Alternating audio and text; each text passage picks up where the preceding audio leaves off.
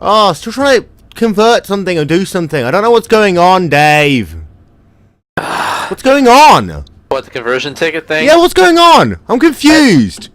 It says that it's a, If we don't get this thing going, people's going to start thinking that we're lying to them. It says there's a problem with your browser in JavaScript. Use an updated browser. They can go and fuck themselves. We've got a podcast to do, right? Damn right. Ah, for fuck's sake. These people. I mean, These fucking people. we've got fans that are sat there patiently right now. They're thinking, come on, the Wil and Dave Show. The Wil and Dave Show. We've got to do something to entertain them, Dave. Yes, we do. It's our duty. Our duty. Right, go on. Off you go. Say it.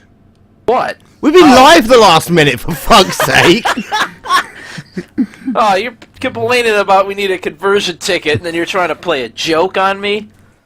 The Wil and Dave Show is filmed in front of a live studio audience.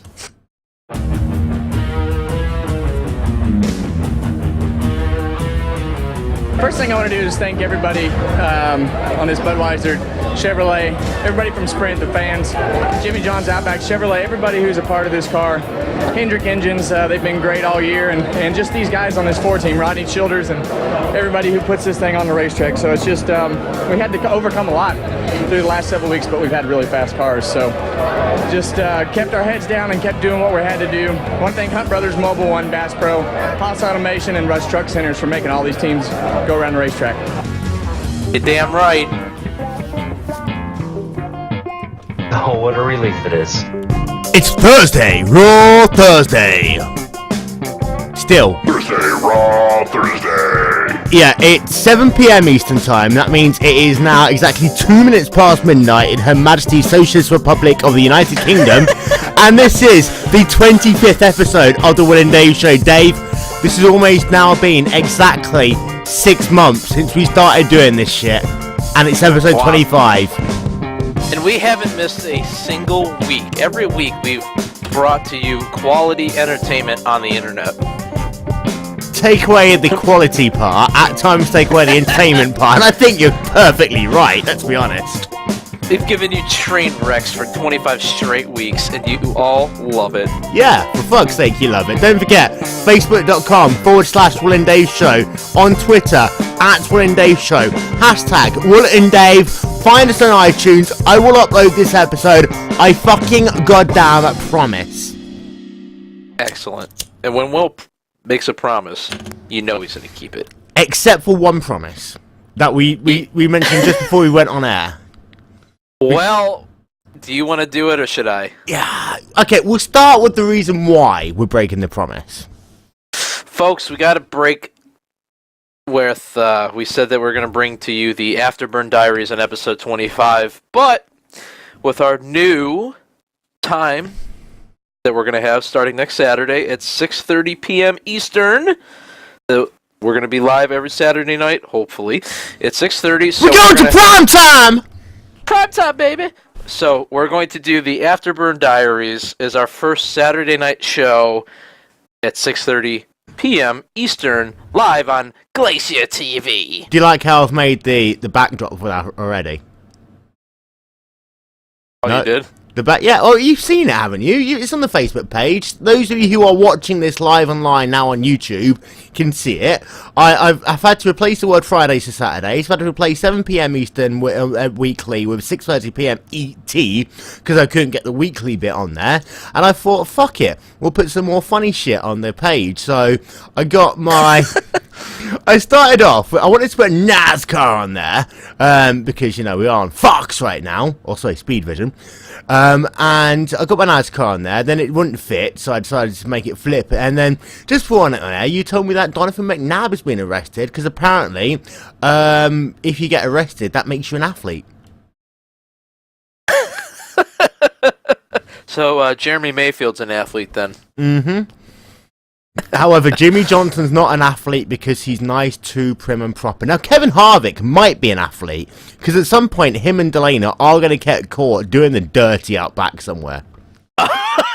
No comment on that. And then Tony Stewart's going to become an athlete, because of course he's going to be filming it. Come on. Again, no comment He on that needs one. something for his personal mental bank. He's not got anything else coming his way. Especially not a victory this year. Oh.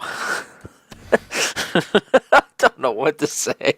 Kevin Harvick won at Darlington. Let's be honest. Let's start there. You're darn right he did. Oh, he freaking had to earn it at the end, though. Looked like that 4-tire stop on the last, the first overtime was going to bite him, but then, Overland. I don't know. Yes, Overland. Some, I don't even know what car number it was. Car number like 7,000 blew up or something and brought out another green white checker. It was Landon Castle, wasn't it? And I mean, that was the worst paint scheme. I only remember that because it was like lime green and purple on a white car. Now, did they just get a colorblind dog to just shit all over that car or something? I think they stole a scheme off Trading Paints. Yeah, must have done. Wow. Yeah, it was that bad. And yeah, I mean, we had our second overland. And let's be honest, this the second race, really, where 4 tyres have proven to be better. Of course, we had it at Auto Club. Had we had a second green white checker, it would have been the 4 tyres winning on that one as well. 4 tyres, I mean, let's be honest, it would have been a more exciting finish because I think it would have been a scrap between Earnhardt and Junior, of course, and what call it, Harvick on that final turn, and I think it would have been a drag race. It almost could have been a repeat of, was it 2003? Yeah, I believe so. Yeah, 2003. I think it could have been a repeat of that. How close that would have been at the line, because I think that would have. You could tell how Harvick was coming, and I don't think that Earnhardt Jr. would have had the opportunity to defend him, but he would have been in a better position to possibly try and take the win, and it would have been coming out of turn 4, and I think had Junior kept the bottom, then it would have been very close between those two drivers. It would have been, but, you know, when Harvick caught up to him coming to the final lap and Harvick took the outside and Junior took the inside, I mean, the momentum in the 4 tires, he just drove right by him. So, yeah, maybe another lap if they were side by side, the 2 tires would have kind of evened out a little bit, but ultimately, at the end, Harvick had the correct decision made to put 4 tires on it. Luckily, he had the second green-white checker come out, or he would not have won the race. Jimmy Johnson would have won. Yeah, the funny thing is, Jimmy Johnson, I thought, made kind of a boo-boo, which you don't see from a 6-time champion too often. How many times on restarts did we see the guy who started on the outside lane totally just F it up on the restart? And he chose to start on the outside, and Harvick just pushed Junior to the lead and almost was able to clear Johnson at the same time. Oh yeah, that was a perfect restart by Harvick. It wasn't that good a restart at all by Junior, just when you're going to have Kevin Harvick slamming in the rear the same way that Tony Stewart once slammed Denano in the rear, you're going to get going in a hurry. But, I mean, there's no point in talking about the rest part of that race because, you know, Kevin Harvick was leading, Kevin Harvick was leading, Kevin Harvick was leading, Kevin Harvick was leading. Oh, look at that, we've got a caution. Johnson's out front. I think that was Chad Knaus playing arrogant, to be fair. Yeah, it could have been, but when you're a 6-time champion, I think you can afford to be arrogant a little bit. Yeah. I mean, who's really stopped those guys in the last 10 years? Tony Stewart won 1 championship, and Keselowski beat him once. I mean, Twitter won a championship, not Keselowski, Twitter. the people's champ. Yes, Keselowski is the rock of NASCAR. The nation of domination. Yes. In tag team action great. tonight with Joey Logano. Who are they going to battle? Kurt and Kyle Busch? The Bash Brothers? Oh, God. Could you imagine? I've always wanted to wonder what Thanksgiving is going to be like in the Busch household. Well, if I remember one year at the All-Star race when Kyle crashed Kurt, they didn't talk to each other for a long time, and at Thanksgiving, Grandma Bush made them reconcile with each other because she was sick of them arguing. How did that happen? Did Kyle just give Kurt some M&Ms and Doublemint, and Kurt just punched Kyle in the face? Well, that was back in the day when I think Kurt was still with. I think Kurt was with Penske in the Miller Lite car, and Kyle was in the Kellogg's car. So maybe they exchanged beer for cereal. Yeah. Here you are, Kurt. You can have some Kellogg's. Yeah, okay. I'm gonna give you some beer. Become a man, you fucking punk ass nigger bitch. Kyle Busch is never going to be a man, so... No. I mean, let's be... I'm still not convinced he's even hit puberty, let's be honest. He's a 6 foot tall 11-year-old. Yes. Talking about another 6 foot tall 11-year-old, Danica Patrick finished on the lead lap. What the fuck? First off, she's not 6 foot tall. She's like 4.5 feet tall, and she's definitely not 11 years old. But hey, you know what? Good for her finishing on the lead lap at Darlington. Though I do believe that her boyfriend finished ahead of her, so he gets to be on top this week. Oh, or either that, or she has to put the strap on and try and ram. Oh God, come on! You always got to go there with that. Yep. But it's an improvement because I remember last lap it was 5-6 laps down she finished. So at least she's figured out how to run Darlington and not be a complete tit. And this is the thing for Danica, though. I think that she is in a bit of a Montoya situation right now. She came in with she came in with some expectations, which were kind of beefed up. And I think for Montoya, of course, his expectations were transferred over from kart, not from Formula 1, because he did nothing in Formula 1, really, except for one pass in his third Grand Prix over Michael Schumacher. Wow. He won like 5 Formula 1 races. Come on. You're always glossing over everything like Vettel's 4 championships. No. There's a reason why he won those races, because there was a tyre war going on, and it meant there were certain trucks in Michelin were clearly better than the Bridgestone tyres, and Williams were one of the leading Michelin teams at the time, and also they had the fastest car in a straight line, the BMW engines. So, they had the fastest car and the best tyres. And a car that looked like a walrus. In fact, a car that looked like Montoya, let's be honest. Why is it that you have to discount every person that you don't like because, oh, well, they had the best straight line speed, or, oh, they had the best tires, that's the only reason they ever won anything? So, Clint Boyer, how was Clint Boyer's season last year, in your opinion, Dave? How did he do? Yeah, it was garbage. Precisely. There we are. You see, that's someone who you don't like, and you decided that you were going to say he was garbage as well. I'm doing exactly the same thing. I'm just backing it up with additional facts. I don't not like Clint Boyer. 5-hour energy when I gotta get stuff done. Where did you ever get that I don't like Clint Boyer? I don't know. I probably read it on your MySpace. MySpace? I'm going to go and check MySpace out in a minute. But I wonder if mine even still exists. I don't know. I deleted mine, so I can't figure it out anymore. I thought I deleted it, but I think it's still there. Hold on, I'm going to type it in. 75 seconds. Okay. Is that the same 75 seconds that I had earlier? No, there's a reason why it's 75 seconds. That gives me enough time to get out of my seat, walk for 7.5 seconds to the bathroom, do my business, zip up, quickly wash the hands, get back to the seat, put the headset on, and say I'm back. Mine just says restricted file and has a picture of me from, God, I don't know, 8-9 years ago. Link or it doesn't exist. I was a lot skinnier, dude. Link or it doesn't exist. There's your link, buddy. And the better driver goes in front. Not the lucky driver, the better driver. God, I'm on MySpace. This has been a while. Wow. Do you remember with MySpace that you used to have like 14,000 lines of code just to make your thing look slightly different to the general? And then, and then no one knew how to code it, so that at some point they try and edit in a music video. What would actually happen is they'd break their entire page, and all you'd get is about 14 pages worth of HTML text, which is all broken. And then people would hack your page and all that stuff. Mm-hmm. This is perfect for Throwback Thursday. Yeah, it is. And this is one of those things that that little punk-ass kid upstairs, that we're not going to talk about just yet, he's not going to understand the joys of MySpace. I remember MySpace. I was part of the MySpace generation. Me too, buddy. Good old Tom. At least Tom. Tom was my friend. At the end of the day, no one else liked me, but I had Tom as a friend, and Tom cared about me. Tom cared about all his, like, 7 million friends. Even I mean, he's a very nice guy. Yeah.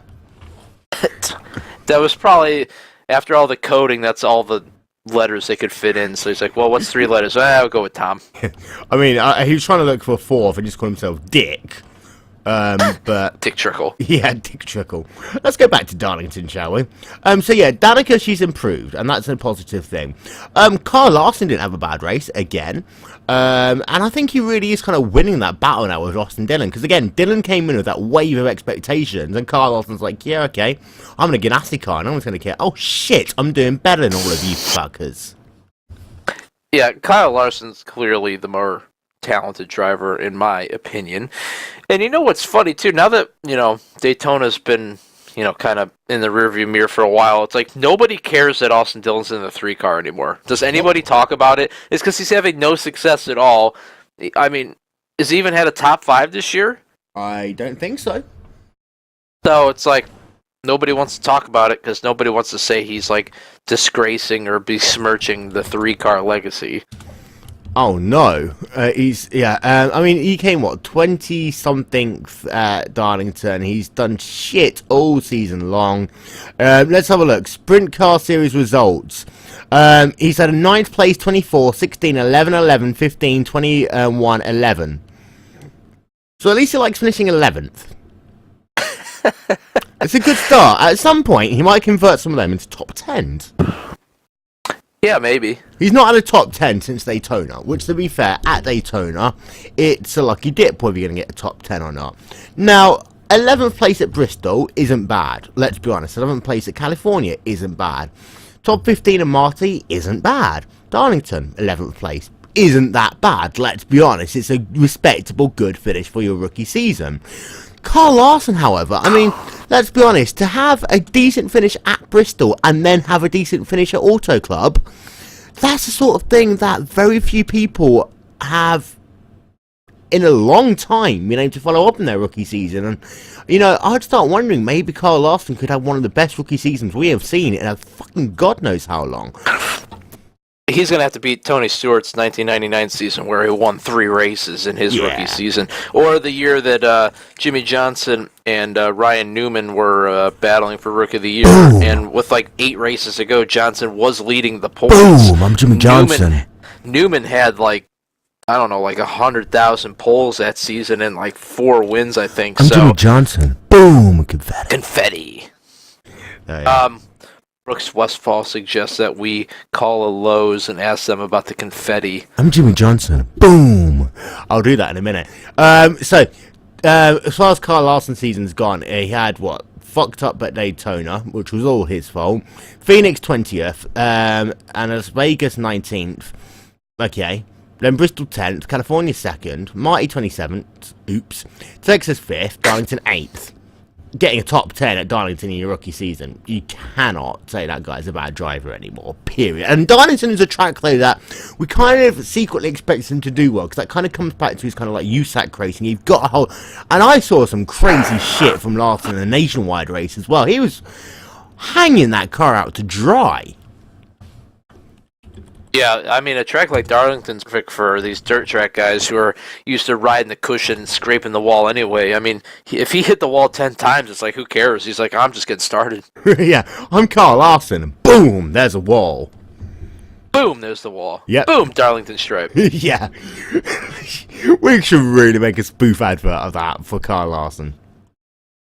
I like a Target commercial. Boom, Darlington stripe. Yeah. Oh, someone would like to add me as a contact on Skype. Shall I see who it is? Yes, you should. I shall accept them. I'm going to actually follow up exactly what Brooks Westwold asked me to do. And I'm going to copy this phone number. Because, after all, you never stop improving as far as Lowe's is concerned. And I'm going to call them right now. Oh, you're supposed to go right now. Thank you for calling Lowe's. Para instrucciones en español, marque 3. Try and talk to me in For Spanish. direct to the store, press 1. For store hours, press 2. To reach a department directly, which one are you calling? Press 5. Or to speak with the operator, press 0. Press 0. Indianapolis. Please hold. Okay,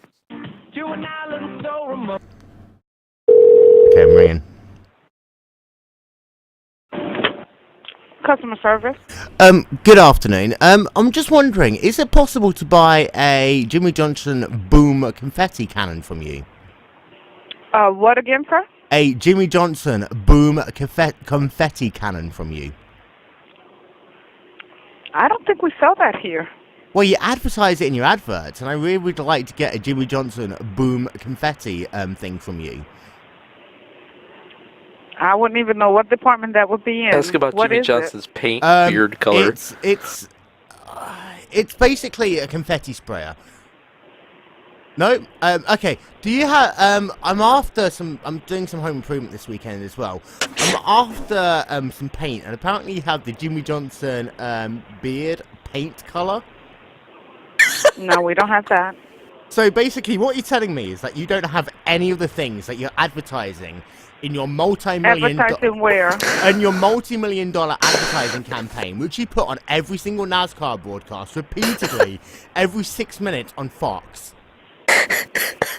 I can let you speak with a manager, sir. Yeah, that would I be have really no idea what useful. you're talking about. No worries. Just a second. Thank you. I'm being put through to a manager. What are you gonna say? Hi there. I've just been put through from one of your associates. I'm rather unhappy that I'm trying to buy a Jimmy Johnson boom confetti cannon and also a Jimmy Johnson beard paint pot. And apparently you don't sell any of these products, even though you advertise them on NASCAR and Fox every 6 minutes precisely.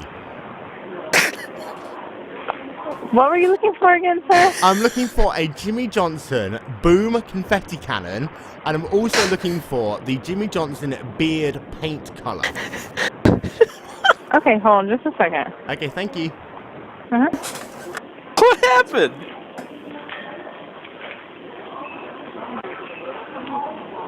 Well, I'm on hold. I'm on hold. what did they say? I can't hear it. They're trying to look for it, apparently. They're looking for the boom confetti cannon and the Jimmy Johnson beard paint color. I think Do they even know who? Do they even know who Jimmy Johnson is? This is Derek. How can I help you? Hi there. I'm being passed from pillar to post here. I'm trying to look for a Jimmy Johnson boom confetti cannon and the Jimmy Johnson beard colored paint. Okay. Do you have these in store for me to purchase? I do. Here. Hang on just a second. Are they specific colors that are pre-mixed in paint cans? I think, I'm not sure if it's pre-mixed or if I have to bring a palette. Do you have, can I get paint made up? I have, in the computer, I have a black, blue, silver, and white that are labeled Jimmy Johnson that we can tint interior or exterior paint that you can purchase. Okay, that'd probably be the black one. So that one's probably Okay. sorted. What about the Jimmy Johnson boom confetti cannon? Blue, the confetti cannon Yes. itself, I'm not aware of that we sell anything like that. You've been advertising it. Do you know who Jimmy Johnson is? He's a NASCAR race driver. Yes, and you've been advertising it on your adverts on with NASCAR over the last 6 months, and I'm really upset, really, that I've been looking for a way of trying to find it, and you just don't have them. Mm-hmm. I don't believe so. Now, this is a cannon that shoots confetti out of it, correct? Yes, it is. Okay. Let me hop on. I have not seen anything in store like that. Let me get on our website, and I will make sure that we do or do not carry it. Okay, not to worry. Sure. He's looking on the website to try and find the Jimmy Johnson boom confetti cannon. Oh my god. I can't believe they're actually, like, going through with this instead of just saying you're crazy and hanging up on you. Or how long are you gonna let this go? As long as I need to. This is much better than calling Geico. Oh god. So while we're on hold, should we talk about the Chinese Grand Prix? Yeah, it's going to happen. Mercedes is gonna win. Yeah. Period. Yeah. Let's move on. I'm still on hold. I'm not on hold, actually. This guy's typing on a computer. It feels like the tire rack advert. Not a tire rack. Yeah, tire rack advert. Tire rack? I might call them next. That's them. I don't know. Could I have a NASCAR racing eagle, please? Yeah. This guy's still looking. He could probably hear you. No, mute my microphone. Come on, I'm not that stupid. Well, you never know. Sometimes you slip. What, like Janet Jackson at the Super Bowl? Oops, boob out. Yeah. Oh god, this guy's seriously trying to look for this. I feel sorry for him. It's your beard. They do paint in black, so I'm thinking that might be his beard colour. For now. At some point, that's going to start going grey, though, so I'd have to repaint the walls every week in about 10 years' time. Hello. I just looked up the commercial for it, and it looks Will they like hang it's up on just you now? a spoof to promote Jimmy Johnson with his ties with Lowe's in the NASCAR racing circuit. So you mean I can't buy this? No, you cannot. Oh, okay. That's rather disappointing. Do you know anywhere else? I'll tell you what, no worries. I'll call my friend Joey and I'll go to the Home Depot instead. Thanks for your help. Okay, you're welcome. Thank you, bye-bye. Call my friend Joey. You never got a resolution on the boom confetti cannon. No, they apparently the advert is a spoof. Aww. I know. Wait, you mean ads aren't for real?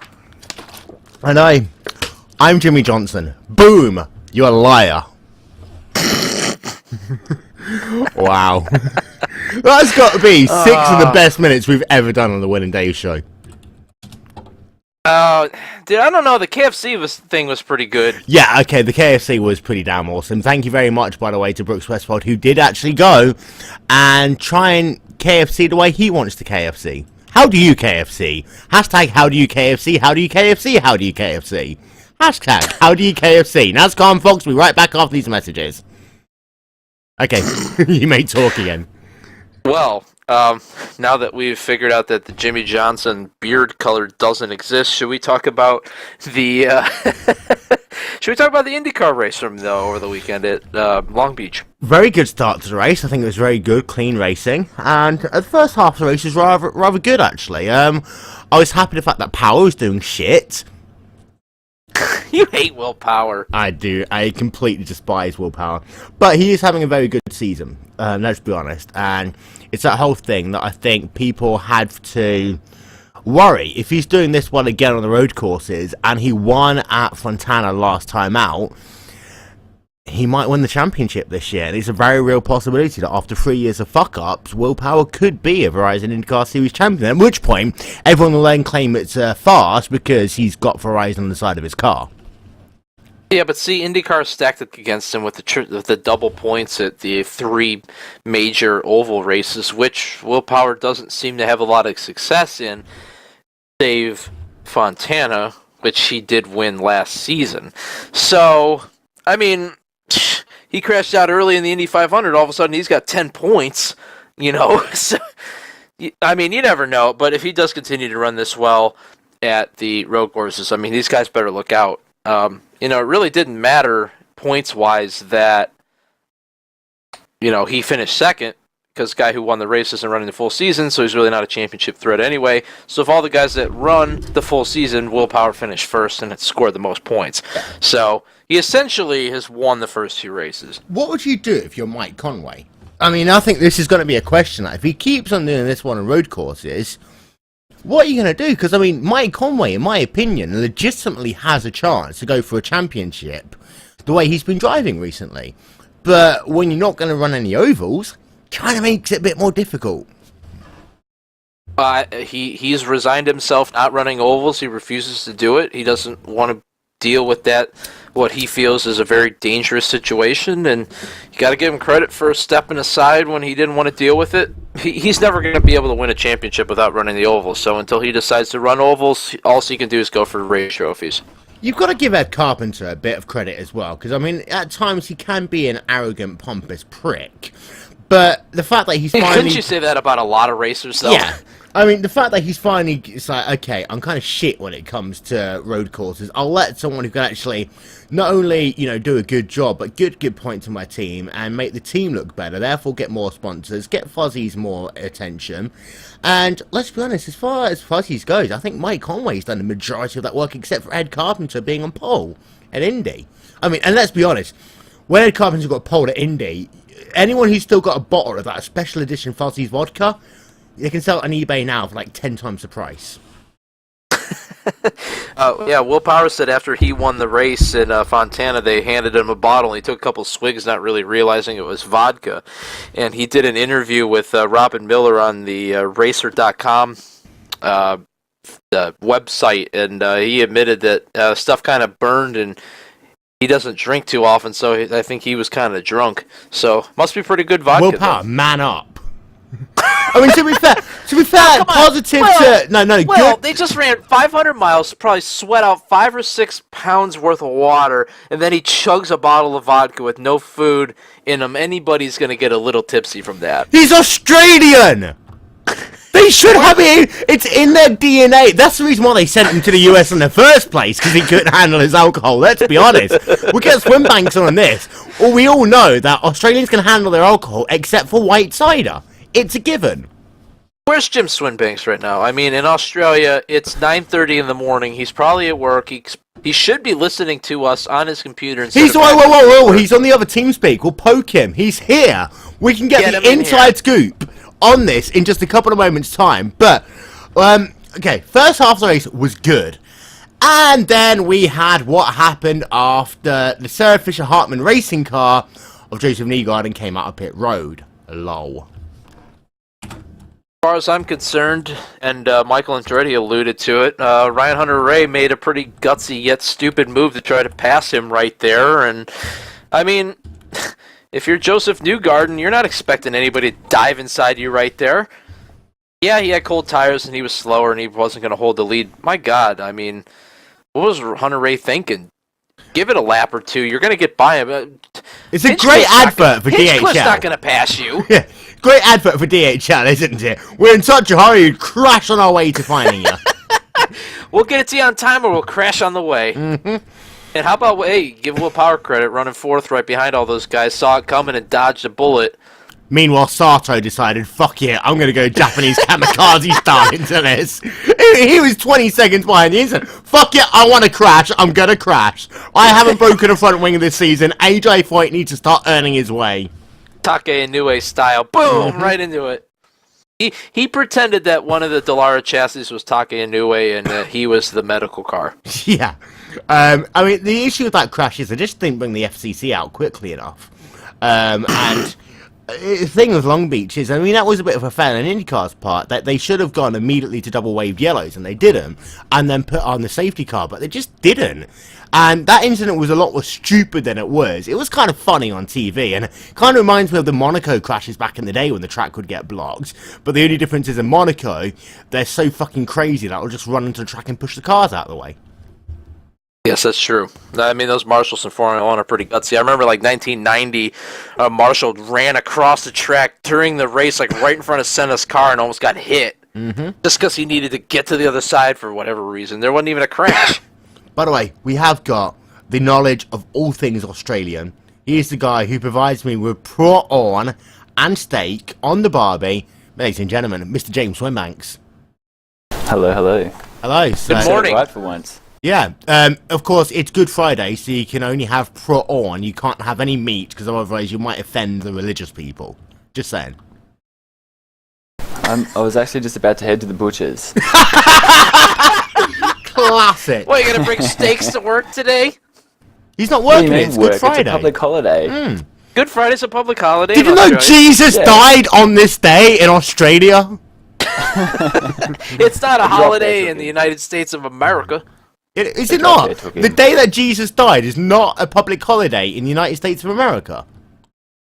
Actually, it's not a holiday. Easter's not a holiday or recognized public holiday either. So what? America, they have an invocation before every fucking NASCAR race, every fucking NFL game, every fucking baseball, basketball, everything game. IndyCar race. But they don't actually have a public holiday for Easter, but they'll have a public holiday for Labor Day, and for other shit, they just won't have one for a religious thing, even though religions... Hey, Columbus Day is far more important than Easter. Wow. Dude, it's because they can't blow anything up on Easter.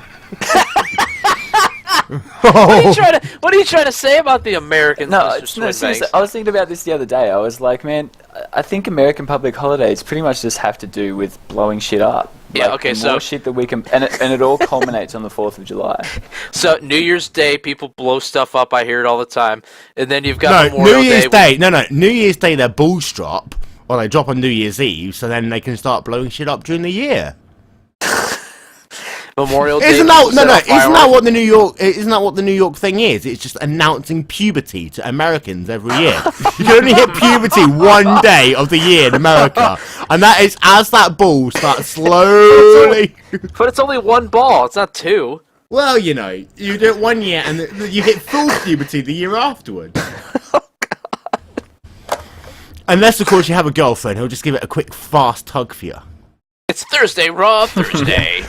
Jim, we have got a very serious question, and this is about a comment that Dave was just making about Will Power drinking a little bit of vodka and then getting a little bit of tipsy. Is that the reason why he was sent away from Australia, because he can't handle his drink? Most likely.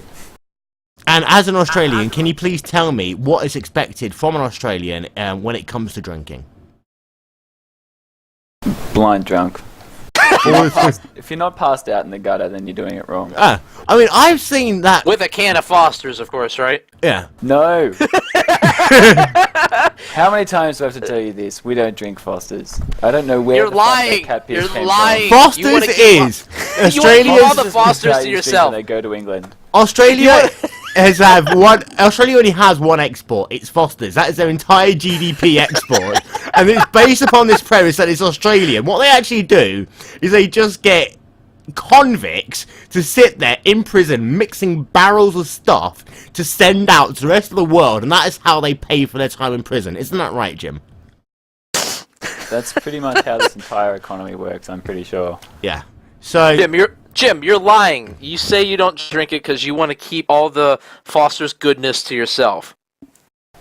How dare you, sir? Seeing as you got you on very quickly, I'll talk about V8, because V8 Supercars, they've reverted back to their old restart rules after they realised that going the NASCAR route actually just makes things a little bit shitter. Well, it certainly didn't work in Adelaide. I don't know if you saw that start line accident with, I think it was Jason Bright. That was huge, and that was all because of the NASCAR style restart. It doesn't really work with these cars because they're such like the streets. A lot of the Australian circuits are really skinny, really small kind of go-kart style tracks. You know what I mean? Some of them are only like 1.5 kilometres long. I'm going to have to stop you very quickly. We have our technical issues. We'll be right back after we play these short messages and a word from your local station, because you are currently watching the Wil and Dave Show on GlacierTV. Guys, you know what to do while I do this quick link, don't you? Good. Nope. Okay, off we go to our magical other server. Ladies and gentlemen, don't forget, if you're a member of iRacing.com, head over to iRacing.com right now, where you can get yourself half price off a 1 month, 3 month, 1 year, or 2 year membership. That means that you can be racing on iRacing for as little as $6. Head over to iRacing.com right now for more information. And that concludes your ad break here on the Wil and Dave Show. Saturdays, 6:30 PM Eastern, live and exclusive only on Glacier TV. So James, do you want to say your comment again about because we didn't get that on the podcast. We'd like to say it again. All right. Go. Talk. So the thing with the NASCAR style restarts and trying to do it in V8 supercars, it's not going to work, because our tracks here are they're not like the American road circuits where, they're kind of like big and long and have a lot of space. Ours here is really skinny, and you can only really go too wide. And as you saw, if you managed to watch like one of the restarts at Adelaide, I think it was, Jason Bright got flipped over and put up into the fence because of these style restarts. There was a lot of drivers had a lot to say about it afterwards as well. They weren't too happy. I have got a very serious question for you.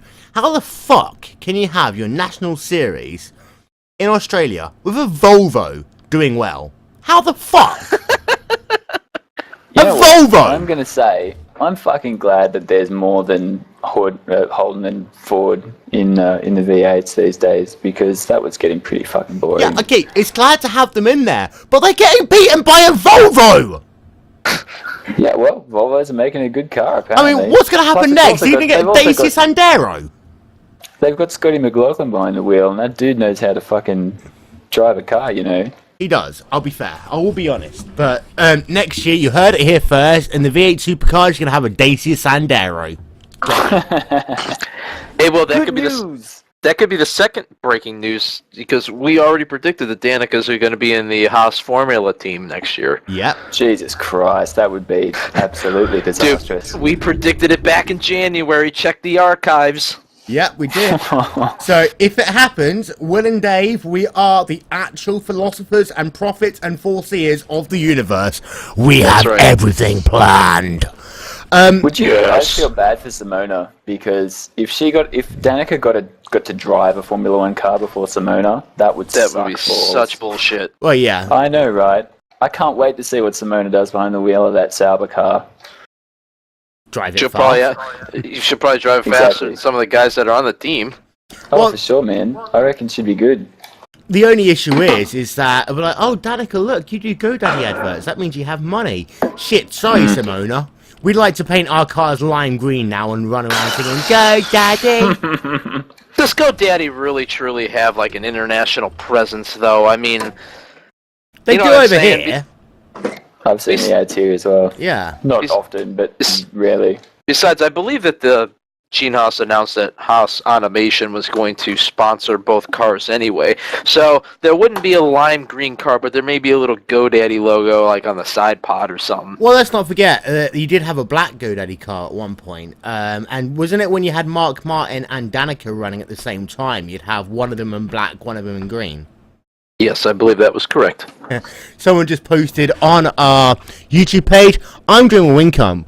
Boom! In the wall. Ouch! That's NSC337. Who are you? I don't know. Please post your name for the record. Thank you. No, we're going to find out who it is. I'm going to look through his iRacing videos, and you know he's going to have a replay with his name in it somewhere. There we are. Dave the Investigator. Yeah, damn right. This is what happens when you make videos on the iRacing.com servers. We hunt you down, bitches. You're anonymous no more. So let's go back to Long Beach. That crash, yeah, it was shit. Mike Conway won. That was really good. Now we go to the Bar Motorsports Park, and let's be honest, that race traditionally is a bit fucking boring, Dave. I'm still investigating. I didn't even hear you. Barber is a boring race, isn't it, Dave? You know, not lately. Yeah, not lately, but it does kind of have the the notion that it is going to be boring because I mean it's a motorcycle track. It's narrow. There's not a lot of places to pass. It's just generally kind of like you get stuck behind somebody for a really long time. And it's got that horrible last couple of corners. I mean, what is that? Just keep turning right. It's like the anti-NASCAR section. Turn right, turn right, turn right. Now turn left! It's Justin Petchower. Oh, no. He has a video. His thoughts on Rebecca Black's Friday song. Do I really have to watch that? Am I actually going to have to watch that? Would my ears and my eyes simultaneously explode if I watched that? This is Justin Petchower talking about the second most annoying thing in the known universe after BT. Oh, can I just make a bit of a pipe bomb very quickly, by the way? Did someone call for me? Yeah, shut up. This is to all the people who are complaining about the weather in the IndyCar Fix series this week. Now, if you are a true fan of the Indianapolis Motor Speedway, you will realise that when you actually run at the Indy 500, you can't run flat out all the time, especially in race trim. Quite often you are going to have to lift out of that thing in that IOL 05/09 car that we like to call a gas pedal. Sometimes people even had to tap the brakes in one of the corners to get the car to rotate. Cars are not going to handle perfectly. Part of the magic of Indianapolis is taking a car that might handle like shit and getting something done with it. man up, grow some testicles, and deal with it. Well, you've made several incorrect assumptions. May I correct you or inform you? Starting on that people are going to man up. First off, you're assuming that they're men. 2, you're assuming that they give a damn about the tradition of Indy and what Indy actually means. 3, you're assuming that people would race on iRacing like they actually would in real life and not just smash into each other Mario Kart style. I mean, I'm waiting for somebody to throw a blue shell at me. True, to be fair. After all. Better you play Mario Kart. And by the way, Right. BT, we are not having an argument over which Rebecca Black song is worse. Let's be honest. Rebecca Black is a devil incarnate. She deserves to burn in hell. We will have no further talk about her ever. Do you understand? As for the weather, I have 10 wins and 6, so yeah, shut up! No one cares! Wait. He said 10. He has 10 wins in fixed. I think he means he has 10 wrecks in fixed. No. I'm going to make a serious point here about people who like to post in the forums about how well or badly they're doing rather than racing. I have a formula that for every 10 posts you write on the forums, generally you're losing 2 I ratings. That's 1 I rating for every post you make for those who can't do simple division.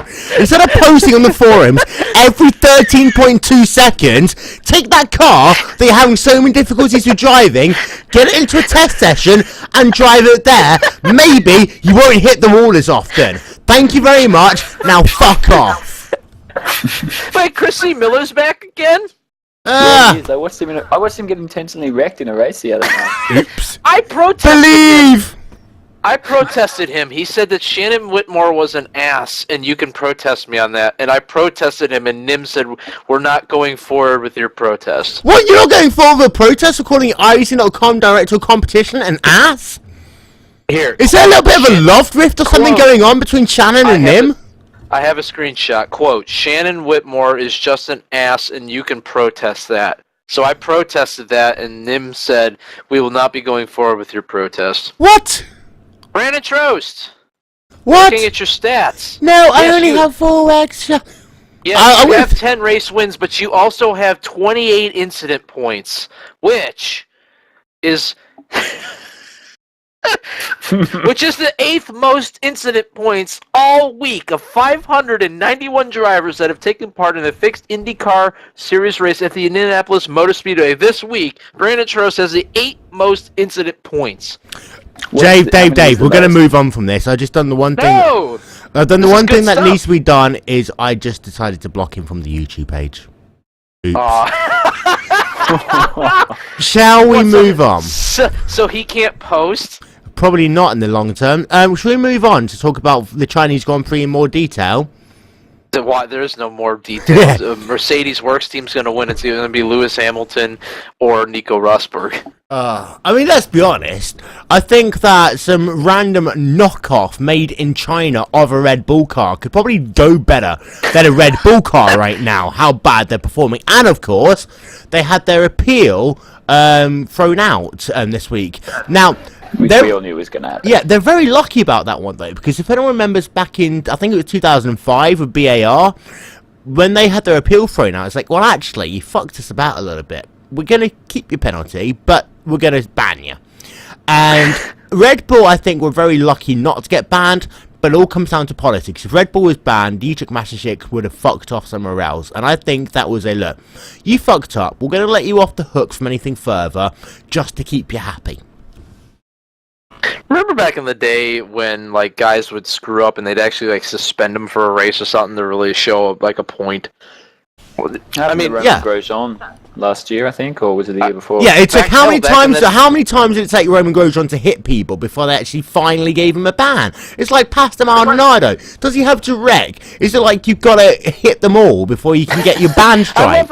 I love how Maldonado was like, oh, he gave me nowhere to go. It's like, have you ever heard of that pedal in the middle called the brake? You can use it in the corner.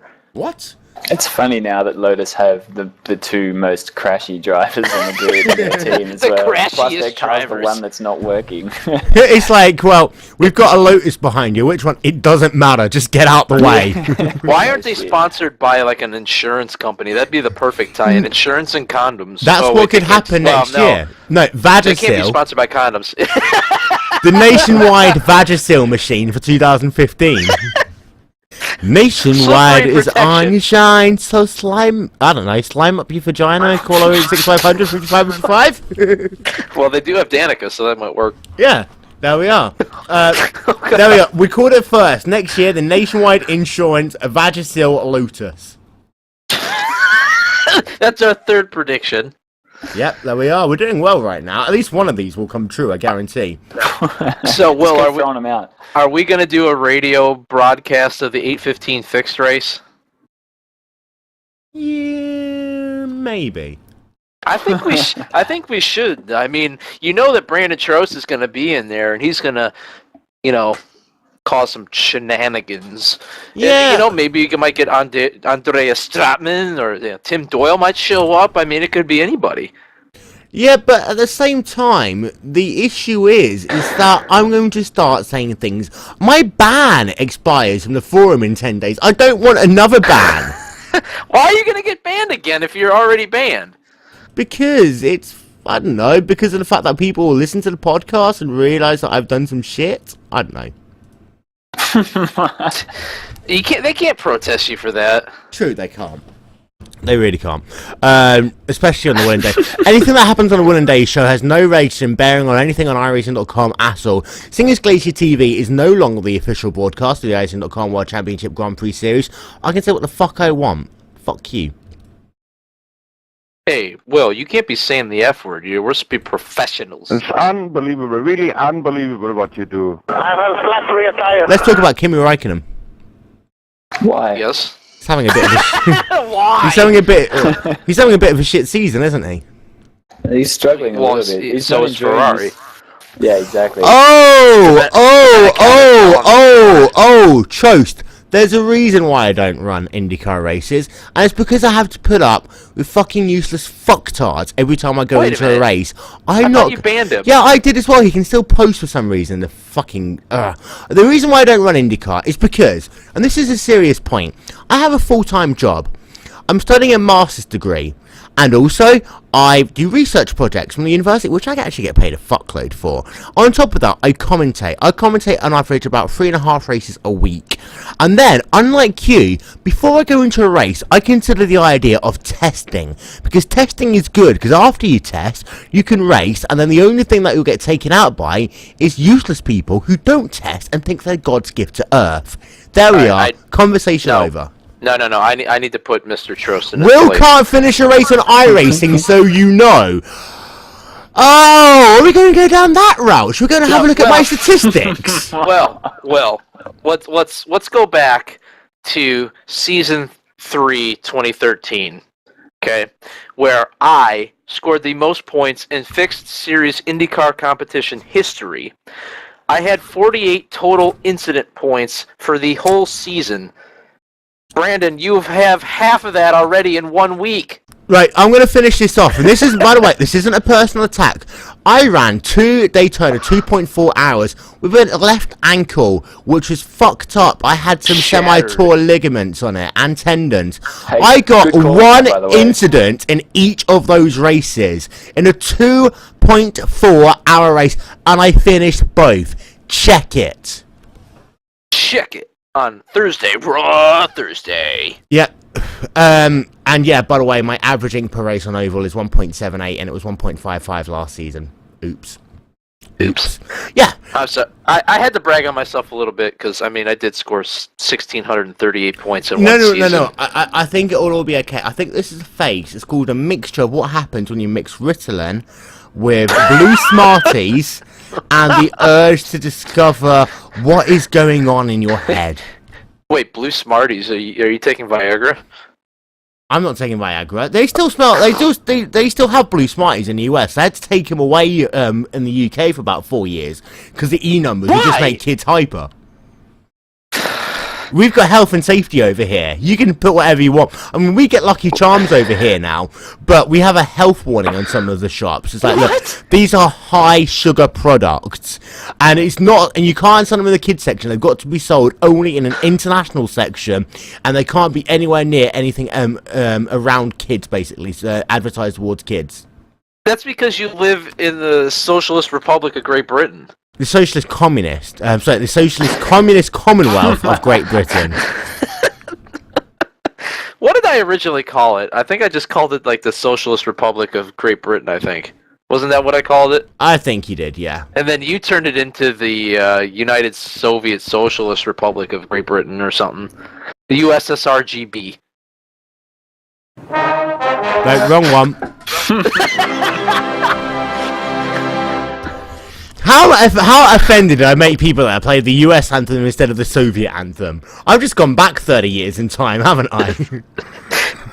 Well, how about all the youngins who listen to the show who weren't even born when the USSR folded? They don't even know what it is. Oh yeah, I was 3 years old when the USSR folded, so I don't really remember much about it, let's be honest, but what happened was, back in the day, after World War II, there's a little thing that was called an Iron Curtain, and because the Iron Curtain was just a figure of speech, I decided they were going to build a wall, and behind that wall, you had Soviet Russia, which involved many countries like the Ukraine, and you had countries like Lithuania, and they were all socialist republics.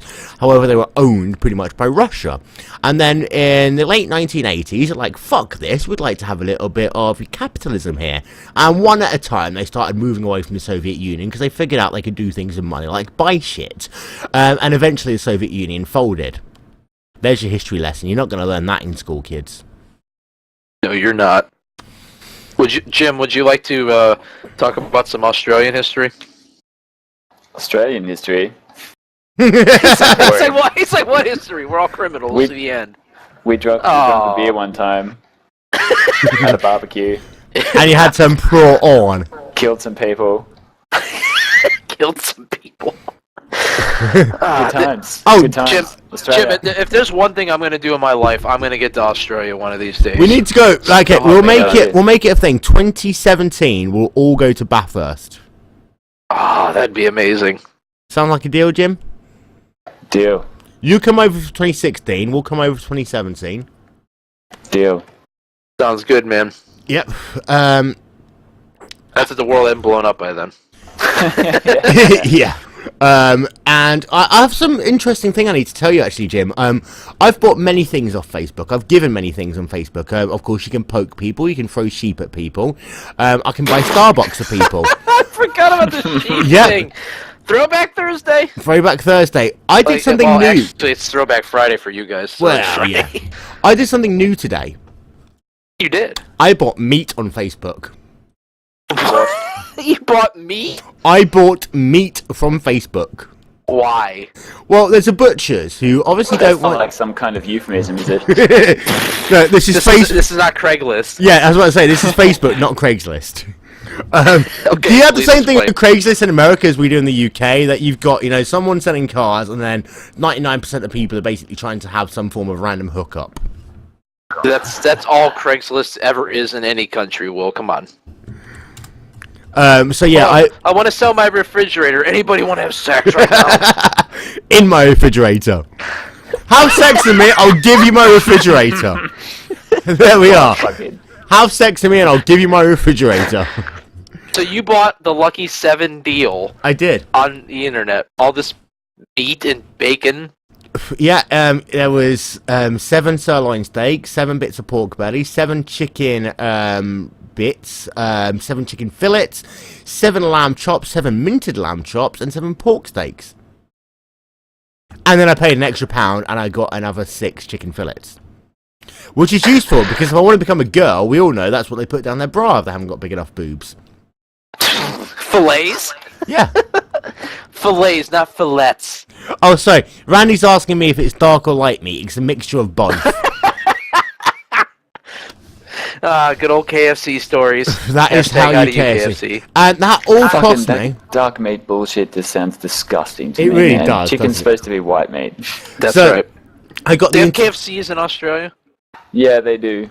Do they have fries? Yeah, they've got the best damn fries. Well, you've also got fake Burger Kings, haven't you? Because they're not called Burger Kings over there. What the fuck are biscuits? Is that like another weird term for burger? You don't no. Like a biscuit, like a piece of dough. It's like I don't know. How the hell would you explain it? It's like a dumpling. Yeah, have weird names for hamburgers. Okay, like, Jim. hang on, let me tell you this story. I had this, one of my ex's stepfathers was from Seattle, and he came to live in Australia, and the first thing we did was took him to a McDonald's, and he was like, I want that chicken sandwich. I'm like, they don't have any chicken sandwiches on the fucking menu. They're burgers, not sandwiches. It's like, yeah, I'll have a chicken sandwich. It took me forever to realise that he was talking about a goddamn burger. You have chicken burgers? Is that what you call them instead of a sandwich? It's a burger! Okay, how can you have a hamburger? You basically take the beef out of it, and you put a piece of chicken in it. All of a sudden, it changes from being a burger to being a sandwich. How does that work in American logic? It's always been a chicken sandwich. Of course, that's because what Americans want to do everything different. That's why. And by the way, out everything British. This segment is brought to you by KFC. Hashtag how do you KFC? They've brought the Double Down back. Oh god, the bacon cheese thing with the bread. Instead of being bread, it's like 2 pieces of chicken. Yeah. Oh god. I can feel my heart sitting up already. Yeah. Just pushing the turkey through. No, it's all the Fosters. So, yeah, just to let you know, that entire pack of meat cost me £40. How much did you get? A total of 49 plus 54 bits of meat. Jesus. What are you going to do with all that? If there's a zombie apocalypse in the near future and the power stays on, you'll be fine. Otherwise, all the meat's going to get bad. Well, I thought you said you didn't have a refrigerator. I have a refrigerator, and I got one on Craigslist, and... Yeah, you just need to go Hey, are you sure there wasn't some mysterious goo inside of it that you had to clean out? Well. And I have a freezer, so basically most of it I've frozen. Very nice. So there we are. And, of course, in my freezer, I still have a shit ton of duck. I've got more ducks than compared to my local lake, to be fair. When did you buy all the duck? Did I never tell you a story about that? I went to Tesco once, and they had full frozen Chinese whole roast ducks with the bones removed for £2.25 or something. Each? Each. Man, that's the best story ever. Yeah.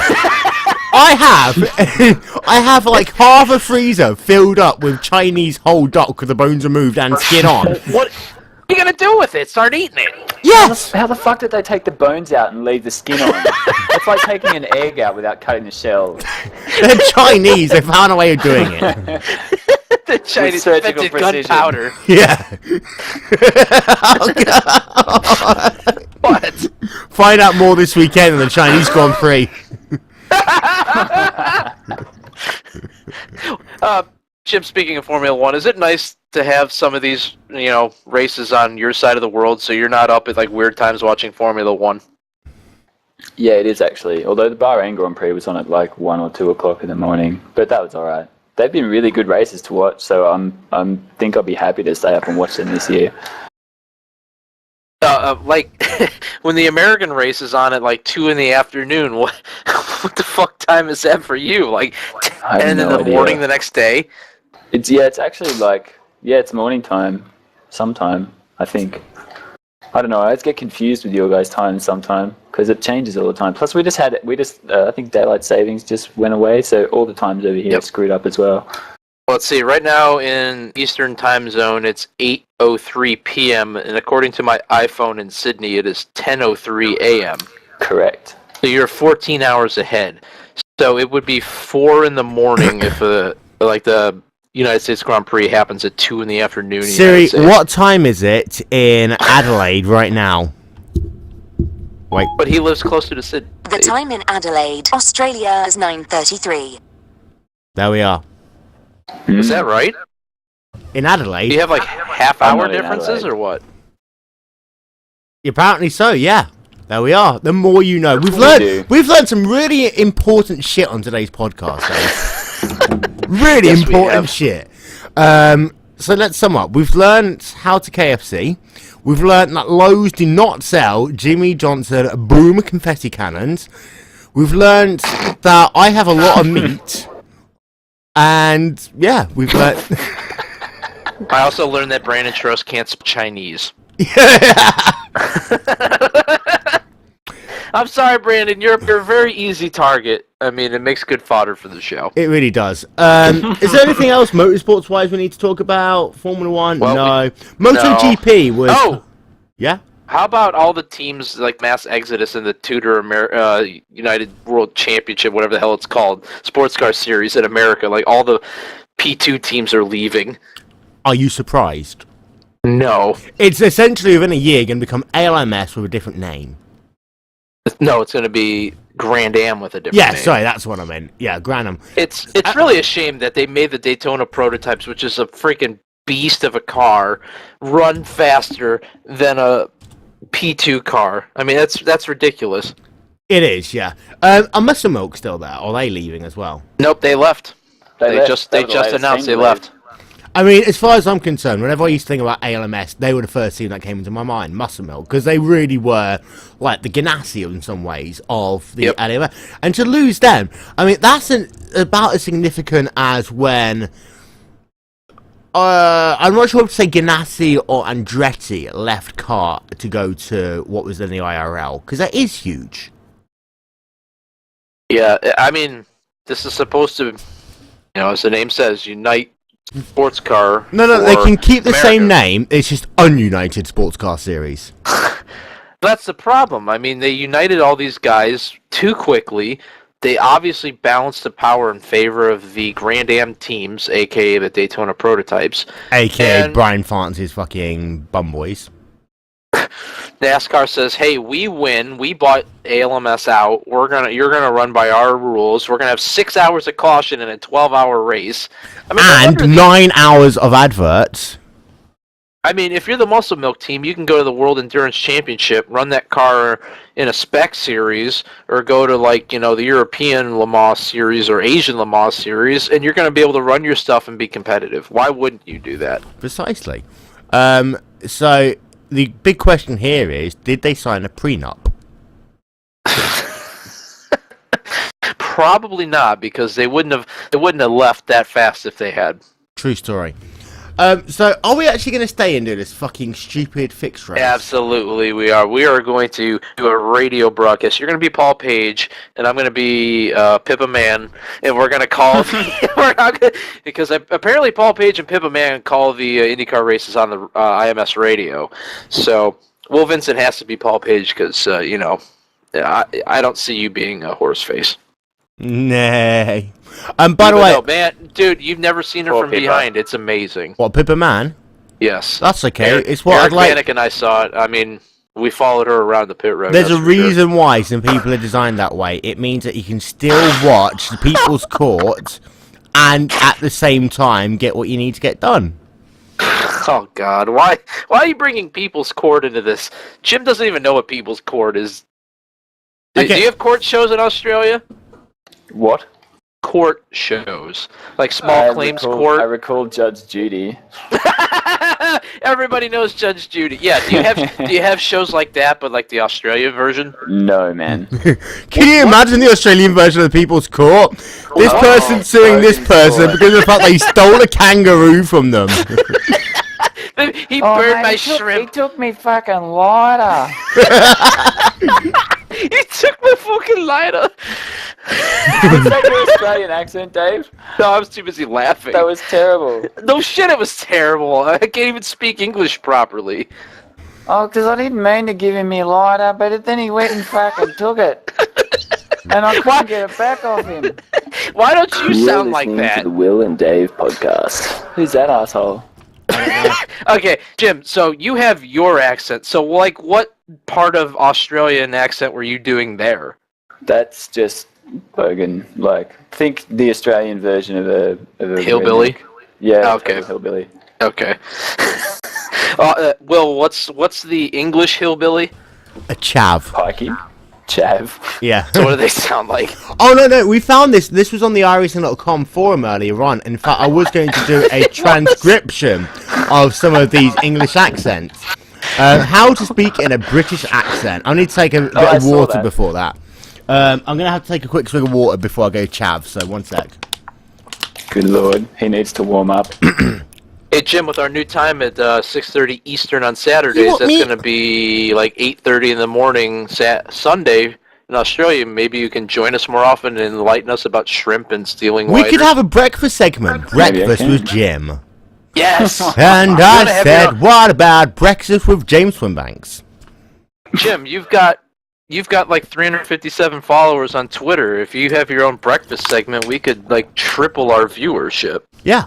Hey, if some of your followers listen to us. Okay, are you ready for these English accents?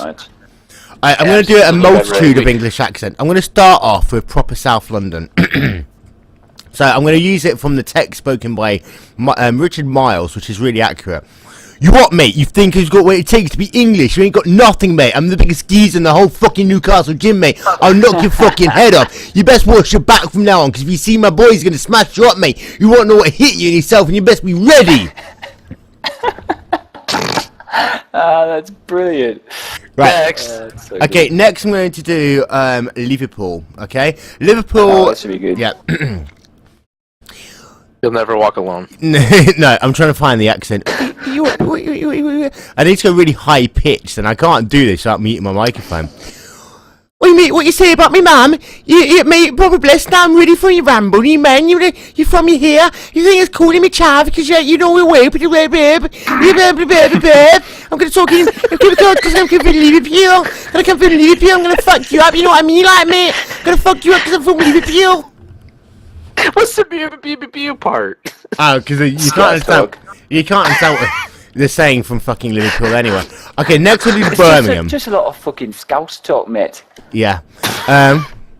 In Birmingham, it's just like, oh, I'm from Birmingham, so you think you're safe, but you know what, mate? I'm just going to come around your house, I'm going to ask you for a bit of tea, and maybe I'll ask you for a bit of crumpet as well, because at the end of the day, I think it's really unfair what you did to Sheila. Hang on, you Birmingham? I like that one the best so far. What's next? I could do Welsh, and I can do Scottish. Yes. You gotta do Irish. I can't do Irish. What? I'm not drunk, Irish therefore I can't do Irish. I'm not drunk. Maybe Jim can take his hand at it when you're done. Right, okay. I'll try and do Scottish first. Oi, mate, you know what I'm saying about me mum? Nah, that's really bad. Oh, I think I just need to talk in a proper Scottish accent. You know what I mean? Because when you go and get yourself some iron brew, when you go to McDonald's to get yourself your deep fried Mars bar. Iron brew.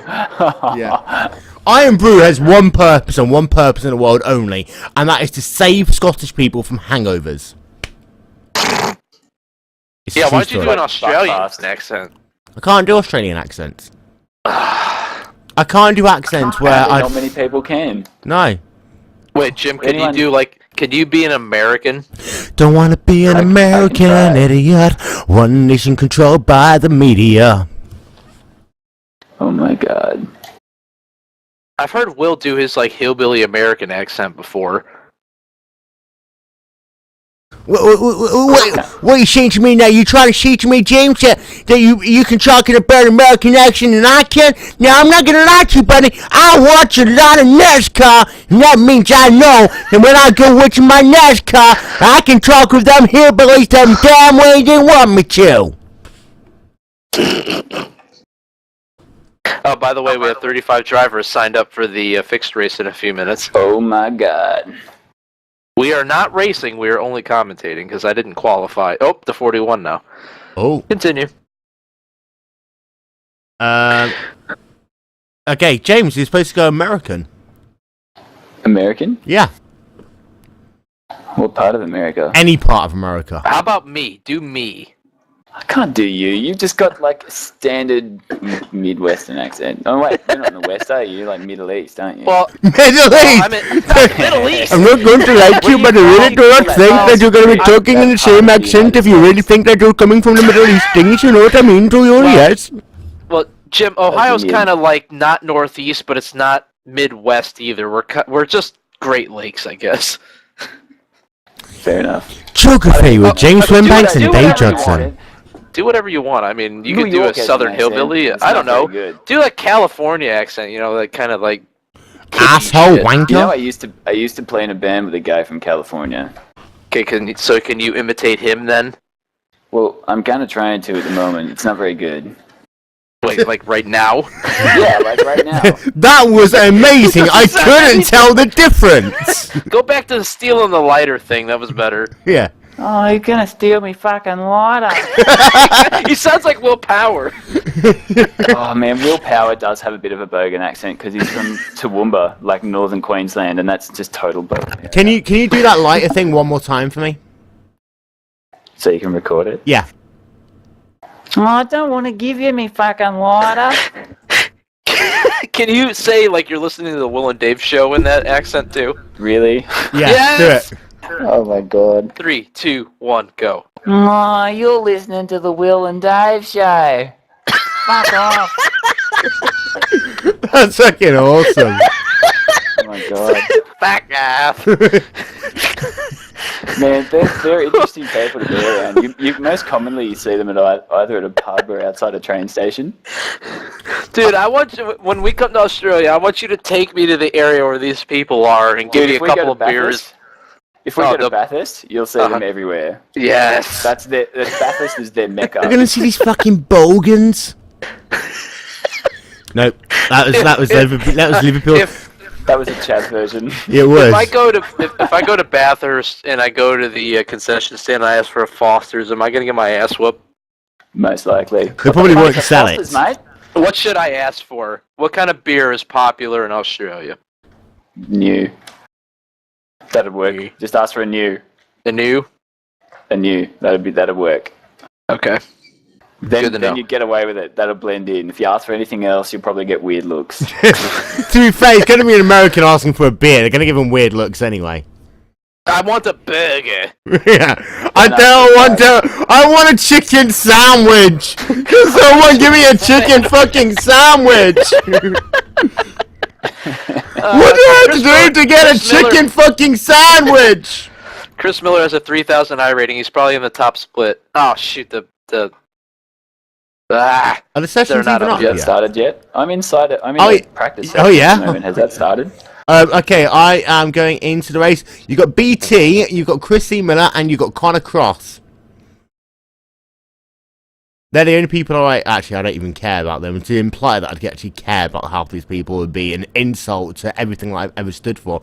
You were talking earlier on about something. I have got, by the way, hopefully a very useful and interesting and exciting announcement coming your way soon. Ooh, Sounds another sexy. announcement? Yes.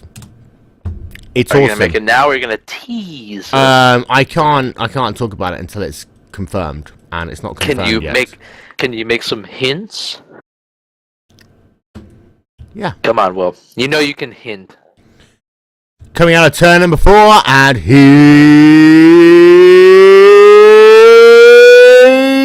on it. Am I gonna wish that I was in Indy this year? Moving on. Oh, there it is. I'm really as much and as happy as I am that I got a new job. In my old job I did have Indy week scheduled as a vacation, and I can't get that in my new job. So that's the Do you know what that only makes you, downside to Dave? get this new job. An You know what idiot. that makes? How are you going to watch the Monaco Grand Prix without having a Spanish channel on, and then getting the legal audio from Sky Sports F1 to sync it up with? Here's the only thing, Will. If the grocery company that I work for is closed on Memorial Day, if by the grace of God I'm able to get the Sunday off by some miracle, or my boss really likes me or something, I will drive after work on Saturday to Indy. I'll make that happen, but We see the race. Arby's after. It's not Arby's, it's Hardee's. I'm getting too confused, aren't I? Arby's is a roast beef place. Hardee's, Hardees, is a burger joint where they have the monster You're American, burger. Will, you should know this. Yeah, burgers. Burger. Burgers. All right, Jim, we got him the monster. We got him the Arby's. God dang it! Now you got me saying it.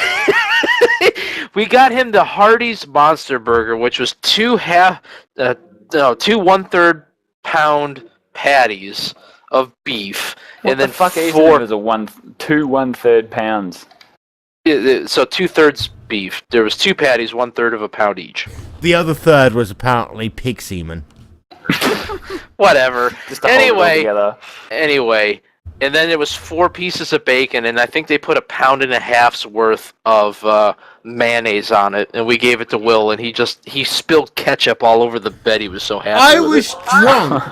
You were super drunk because you drank like a whole bottle of Jim Beam in the streets of Indianapolis, handing out shots to random people while we were waiting for the manifold. She was hot. Yeah, but you failed. You didn't Yeah, do okay. anything. I'm not going to take someone round to the back garden of a house next to Scott Manifold's and do the deed whilst you're all down in Scott's front garden. They had a garden in the back. It It would would have been yeah, like lush. one of you would have come around and would have ended up being on fucking Guys. X-Hamster. Guys, would you like to hear the grid for the 8:15 Eastern fixed race? Yeah, okay, we'll do this properly, shall we? Well, you have to wait for a minute, okay? Oh, Kingsbury getting a little bit loose there off turn number 2. Bum. Wait. Bum. Shall I do the lineup? Bum. You do row 1, 3, and I'll do row 2, etc. Okay, you go. 3, 2, 1, go. Starting on pole, the number 3 car, Victor Del Porto. Starting in second position, Pierre Bourdon. Looking at row number 2, and on the inside, Brandon Trost. On the outside, Chris C. Miller. In row 3, starting in 5th, Gene Celso. And starting 6th, Connor Cross. Row number 4, because I can talk in rows, and Dave Judson calm. Adam Piercy on the inside, and Diego Said on the outside. In row 5, Matt Kingsbury and Glenn Chowder. Row number 6, because I can talk about rows without laughing like a little girl. Corey Donahue on the inside, and Jacob Fife on the outside. Starting in row number 7, Christopher Sheltzer and Ray Kingsbury. Row number 8, Dakota Signs and Anthony Yankello. In row number 9, Jonathan Welsh, both a Hennell, and rounding out your... Yeah, whatever. I'm not a professional like Will Vincent. And rounding out the field in 19th position, final row, Nick Stoller. To have a run through your weather for this race, partly cloudy, 69 degrees Fahrenheit, a southerly wind of 10 miles an hour, and relative humidity, well, that is 39%. Yeah, there we are. Okay, the pace car, the iRacing.com first safety car is leading the drivers now on this one pace lap. James, how many people is going to finish this race? How many people are in it? 19. 19. Ooh, I'm going to say less 10. than 10. Oh, so the tipping point is 10, 9. I believe. There'll be 9 All right, guys, there's be a lot of fireworks in this race. We got some very popular drivers for all the wrong reasons in Brandon Trost, Chris Miller, and the Kingsbury brothers. Is it controversial to ask who's going to be the first to go? No, this is the Wil and Dave Show. We live for controversy. And he's in a Hot Wheels car. He's gonna crash it. Yeah, true story that. Now we need to talk about this racetrack. Of course, it is 2.5 miles in length. It has banking at 9 degrees and 12 clicks. Is it 12 degrees and 9 clicks, or is it 9 degrees and 12 clicks?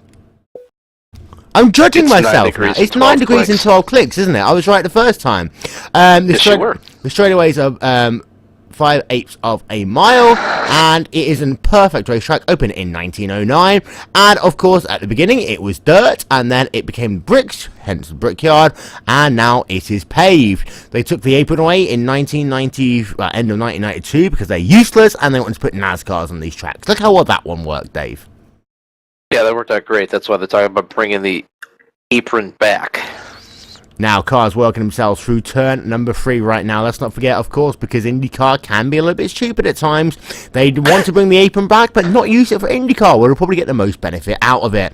Coming out of turn number 4, they've made it closer to the green flag than they did at the start of the 1996 US 500, which is a good start for these drivers, considering the variable level of talent in this field.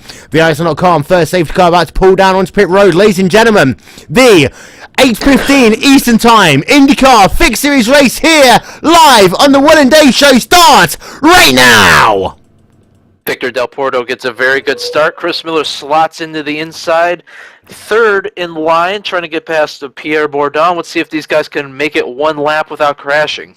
Coming through turn number 1 for the first time, you got BT on the inside there of Pierre Bourdon, Christine Miller still running in the 4th position, and Gene Selsko runs out of top 5, very close there between Miller and Bourdon on the outside. The only driver who needs to have 2 team names, even though he runs as a privateer. Well, between Miller and Bourdon, there's no love lost, and Bourdon gets a wide berth for Chris, because he doesn't want to get caught up in lap 1 wreck, but that's going to open the door for 3 other drivers to try to slot their way through. They thought better of it. They go single file through turn number 4 to come down to the complete, the lap number 1. And indeed, Bourdon was just hung out to dry completely there through that entire first lap. It's that poor restart, and he was just left on the outside the whole way around, all the way until turn 4 when he could come back in. Okay, 3 points there. First of all, how can we hang out to dry when there's only 1 car who passed him? Secondly, it wasn't a restart, it was a start. Contact, they're going to almost go 3 right there, down the back straightaway. You see Pierre Bourdon is trying to look down to the inside of that 01 car, and you see Bourdon has to go in the defensive there. He's going to run way up high, 3 wide through turn number 3. Caution is out, and that is very lucky there because almost contact between one of the Kingsburys. That was Matt Kingsbury in the number 4 car. Our caution is due to the fact that someone, and that is Vincent Bluthemole, in the number 16 car, obviously has decided that he doesn't know how to come through a corner when running by himself and no cars around. Oh no, actually, it was the car ahead of him, Anthony Yankello, who decided that he didn't want to complete the corner without going onto the grass, and then behind him, Vincent Blumenthal came out of the corner, and he decided to hit the wall by himself. Because he could have slowed down, and instead decided the quickest way to slow down is to hit a wall. Good strategy. Here's a shocker. Up to 6th from starting 2nd. Here's a shocker. Brandon Trost is blinking. And oh, there's a damaged car sitting in the middle of the backstretch, guys. Everybody's got to take evasive action because he doesn't know where the escape button is. He can't drive into the corner by himself, and he can't get off the track. This is one of those situations that, because it's incredibly hot right now, you can go and put some Pro on that Barbie, James. Already going. Vincent is still sitting on the back straightaway. I don't understand. Oh, here's a shocker. He has a weed leaf on his paint scheme. So right he now, must be a teammate of Chris Miller. Working ourselves under caution as Vincent is blazing in both the literal term and in the virtual term here on the iRacing.com simulator, as our first caution is out for the day. Now, Victor Deporto has led every moment of this race, but very close call actually, Dave, there. The 3 wide incident that happened between Connor Cross, Matt Kingsbury and Pierre Bourdon, as Bourdon started this race in P2. Right now he runs in the 6th position on the racetrack. I'm telling you, Pierre is running scared. I mean, he's got guys that can cause a lot of damage around him, and he's given him such wide berths it leaves him open to being attacked down the straightaways because he's taking such a wide line through the corners. Connor Cross made it 3 wide. I think lucky for Pierre, the caution came out and kind of threw a blanket on things for a little bit because I don't know if he was going to make it back for that next lap with the way they were racing him. Right, the steaks have been cooked to medium rare, and Jim, the car is off the racetrack. It's about time too. He looked like he was having a little bit of trouble trying to get himself cleared, but I think he might be now. I believe that Vincent was firing up the bong instead of hitting the escape key there. Yeah. As I said, he was blazing. To run through your top 5 right now is Del Porte from Trost, from CTM, from Gene Celso, and then Connor Cross rounds out your top 5. We currently have 18 drivers scored on the lead lap. And, ladies and gentlemen, don't forget, on April 26th, 2014, it is a Racebot TV treble header as we have the iRacing.com World Championship Grand Prix Series, round number 5, from Down Under in Phillip Island, then followed by the ISOWC IndyCar Series at Barber Motorsports Park, concluding then with Skip Barber's at Road America. It's a treble header, exclusively live only on Racebot TV, your home, the 2014 iRacing.com World Championship Grand Prix Series. Dave, that's professionalism right there. Fuck you. Amen, brother. Hey, I never, ever, ever, ever, ever pretended to be... Hey, by the way, how's that roller derby commentary coming? Well, I haven't actually done it yet. Well, hey, they gotta start somewhere. Yeah. Is it like NASCAR, just when people fall over, they might actually get hurt? No, it's a bunch of fat chicks slamming into each other on a small little like Bristol style roller derby course. Do they have to be fat chicks? Are there any hot ones there? Well, they have a couple because they act like anchors, I guess, and protect the front runners. So they're like really big. They're like an offensive lineman kind of girl. You actually it's like actually embracing the fat. It's like Yes. everyone has that token fat friend. So it's actually a way of getting fat people into doing some form of activity. Guys, keep this race going green, or this is the kind of stuff you're going to have to listen to during the cautions. The Wil and Dave Show every Saturday, 6:30 p.m. on GlacierTV. I'm never going to get Saturday used to nights that. out right. Yep. We're on prime time. Paging Elton John. Yeah. It'll be alright on the night, shall we? Lights are still on the Ocean.com first safety car, so... Yeah, we still got. I think we still got another lap and 3/4 time to burn, guys. Who we gonna call as the winner today? CCM, why not? I don't like him, but I have to. From a purely professional point of view, I'm going to say Victor Del Porto. Wait, if he doesn't get in any trouble. Can you do professional with the Eisen.com fixed IndyCar series? Really? Absolutely. Hey, I'm the champion, buddy. Okay. Anyway, Victor Del Porto, if he doesn't get in any trouble or get run into by any of the Kingsburys, Trost, Miller, or anybody else, I think he's talented enough to wheel the car to victory here today in this 30-lap race. Can I ask a silly question? When's week 13 details coming out?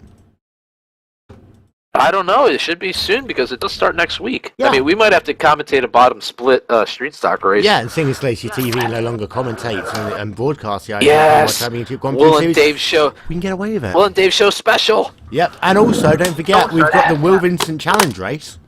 I was just about to ask about that. John Have we heard any Porzic needs details to about straighten this yet? that up.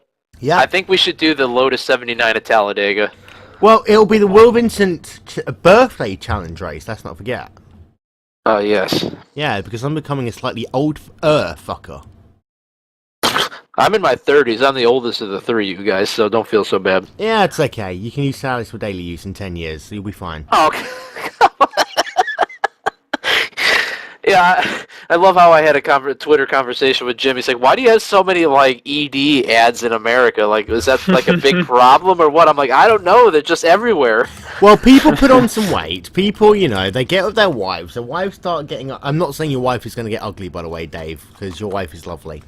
And they realise... Thank you for clearing that up, by the way. Yeah, just saying. And over time, you know, things don't work. And let's not forget, it's not an issue of penis size, it's an issue of blood flow. In other words, they've eaten too many burgers and now their blood doesn't flow anymore. Lights are off on top of the Arizona.com first safety car! Guys, we've had a wreck under caution. What? Glenn Chowder was just run into the back of by Jacob Fry. What no an idiot. damage, but Mr. Chowder is quite livid on the radio right now. It doesn't appear that anyone got any damage, but they're all lined up on the inside near the wall, and Jacob moved up to the right top side to move into the top lane, and he just drove straight in the back of the 19 car. I don't understand what's going on there, but it's fixed racing. Those of you who don't know, the iRacing Fixed IndyCar Series provides the same setup for every driver in the field of every race. You can't make any adjustments to tire pressure, weight Yeah, jack. he's talking boring shit now, we'll take him away. You finished talking Hey! Oh, I wanted to talk about the weight jacker and the... Oh, okay, you can talk about... We'll do that under green, okay? Because let's not forget, this race is available in Nigerian by activating your KFC button right now. We're going to have a quick chat with our Nigerian commentator, the one and only Mr. George Atwengo, as he will take us back to the Green Flag Racing here at Indianapolis. You ready for this, Dave? I'm just getting George ready. You ready? I'm ready, buddy. Okay, now we have Victor Del Porto. He is still leading the race. In the second position, it is still Brandon Trost, but I do not know why. Why does he have a dinosaur on his rear wing? Does he think that he is a child? Now we also have Chris C. Miller in third position, Gene Kelso in 4, and then Connor Cross, he is your 5th place driver. The pace car comes onto the pit road, and here comes the Porto. He is going to put onto the gas pedal. He is going onto the gas pedal. Yes, he does. He goes. And look at this. You have Chrissy Miller. He almost hit there. Almost hit Brandon Trost, but he is okay. He will carry on to do another corner. Chrissy Miller moves up to second because Trost's ISP is terrible and was blinking all over the place. Big wreck going to the back straightaway. Oh, no one hit the wall. I cannot believe that. That was a pretty close call there for that red car back there. Porto's trying to pull away. Trost and CCM are linked together like magnets, and then they've got the 4th place car of Connor Cross right on their heels. This could get interesting. Yeah, and you see already in that restart. CCM is running the Dario Franchitti line. Shut up, I'm talking. Thank you. You may now talk. Do not talk over Will Vincent. You may now talk, James. Red Kingsbury took out, or gave a little clip to Yankello on that restart and put him straight into the wall. He's now out of the race, I believe. Wait. Kingsbury took somebody out. Oh, big wreck. Crash coming out of 2. Caution is going to be out, and they are 3 wide on the back straightaway as they come down into turn number 3. The caution does not come out. Ray Kingsbury and Jacob Fife are classified as out of the race. The caution did not come out there, and this all happened was because Kingsbury hit the wall, spun around. The number 5 car of Jacob Fife spun upside down, and he is classified as out of the race. He's trying to force the caution. It's not going to happen. He's still upside down, and if he doesn't get out of the car now, he might get a bit of a rush of blood to the head. Meanwhile, Victor Del Porto still leads. We're looking at ourselves right now on lap number 9 here at the greatest speedway in the world, as Chrissy Miller is in second position, 3 tenths of a second further back. Trost is a further 1 tenth of a second further back, and then Connor Cross rounds out your top 4. He is 4 car lengths behind the rear of Brandon Trost right now, with Matt Kingsbury rounding out your top 5. Bondon in 6th. Gene Kelso, Alan Piercy, Douglas AJ, and Klander rounding out your top 10. But this battle out front, they are kind of line astern right now. No one's making a move, but it is becoming a 3-horse breakaway. Dave. Yeah, well, not surprising that Kingsbury got wrecked there. He had major wing damage, slammed into the wall. Surprising a caution didn't come out. Chris C. Miller is right on the tail. He spins it right into the wall. Chris C. Miller loses it and pulls right in front of the field.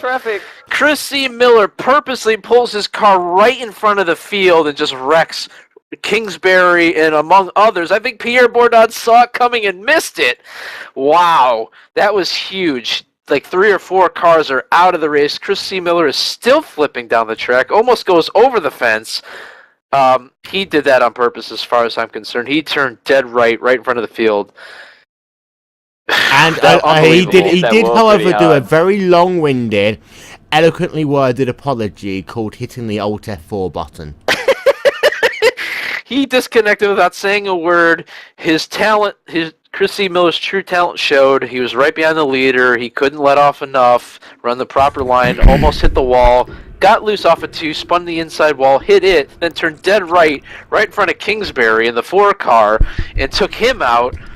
I think everyone else got through unscathed, and I see surprisingly. your true colors shining through. And I see your true colors, and that's why I wrecked you. So don't be afraid to write a protest and show your true colors are beautiful in an email. Very nice rendition of Phil Collins. Well, Chris C. Miller's true colors shining through, and he is out of the race. Victor In the Del Porto meanwhile, still apparently leads. I need to call up another Lowe's. Do you think, will Lowe's still be open at this time of night? Probably not. No, they close at 8 p.m. Well, let's have a go anyway. Well, you better hurry up and do it before the caution ends. Oh, Mike Perry wants you to call this one. Go ahead and try it, see what happens. So, while Will Vincent's trying to call another Lowe's looking for the Jimmy Johnson beard paint color, Victor Del Porto leads, followed by Brandon Trost, Connor Cross, Pierre Bourdon, and Glenn Kelso rounding out your top 5. Alan Percy, Diego Said, Nick Stoller, and Corey Donahue, Glenn Chowder round up your top 10. Okay, I should be ringing. Thank you for calling Lowe's. Para instrucciones en español, marque 3. For directions to the transferring, please hold. Tell you what, Pierre did a decent job of getting around that wreck. How can I direct your call? Hello, is that Lowe's? Yes. Hi there. I'm looking for the Jimmy Johnson beard-coloured paint. Do you sell that in store? Let me transfer you to the paint department and they will let you know. Okay, thank you very much. You're very welcome. That was it? They're transferring me to the paint department. Hold on, I'm finding out that extension for you. Okay, thank you.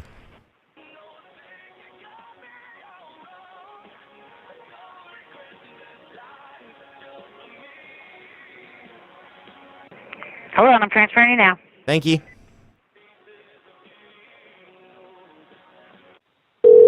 They've got some Jesus metal playing in the background. Department, this is Julie, ma'am.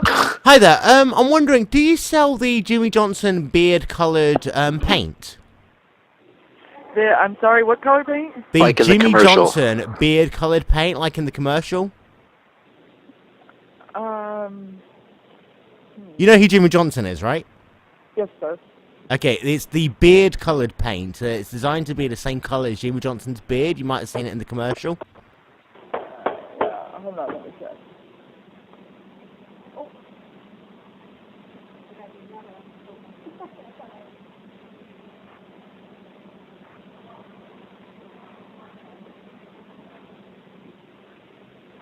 I have Jimmy Johnson, black, blue, silver, white, and yellow. Okay, so you sell it in black. That might be about right. You might be able to help me as well. Do you also sell the the Jimmy Johnson boom confetti cannon? I'm sorry, I didn't hear you. What product was that? The Jimmy Johnson boom confetti cannon. I'm gonna have to look that up. Hold on. No worries. Are you being transferred again? No, she's looking for it for me. Okay,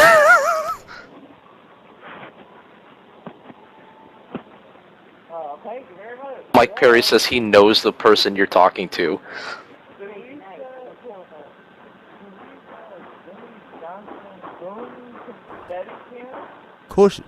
Caution's take forever here. They really do, don't they? Well, the pace car lights are still on, so we have another lap and 3/4 of caution to go, and it's Thursday, and Brandon Trost ISP still sucks.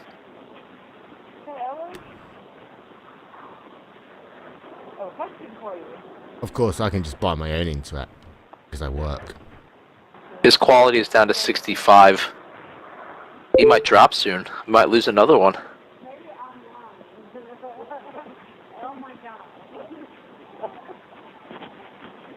Brandon Lichtenberg says no one will finish this race. He may be right. Gotta wreck 'em all.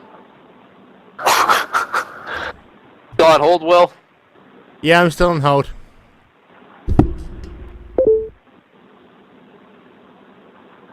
Let's see if more cars wreck under caution, this time lining up for the next restart. We are working our way through lap number 13. Victor Del Porto still leads while we're on hold with Lowe's Home Improvement Warehouse. Brandon Trost in second, Connor Cross third, Pierre Bourdon in fourth. Pierre's moving his way up steadily now that his arch nemesis, Look who's just Christy come Miller's in. out.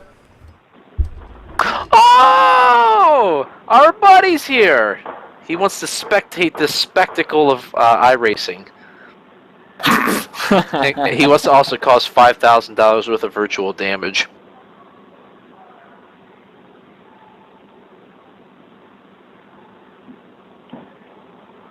Are you still on hold? Yeah, I'm still on hold. They're looking. Sir, no, sir, we don't carry that. Cross the jump you first on don't? the restart here. No, sir. Okay, if you don't sell that, do you sell the, I don't know what the word they are, the kind of like tree shrub things, that I can cut down into a Sprint Cup trophy?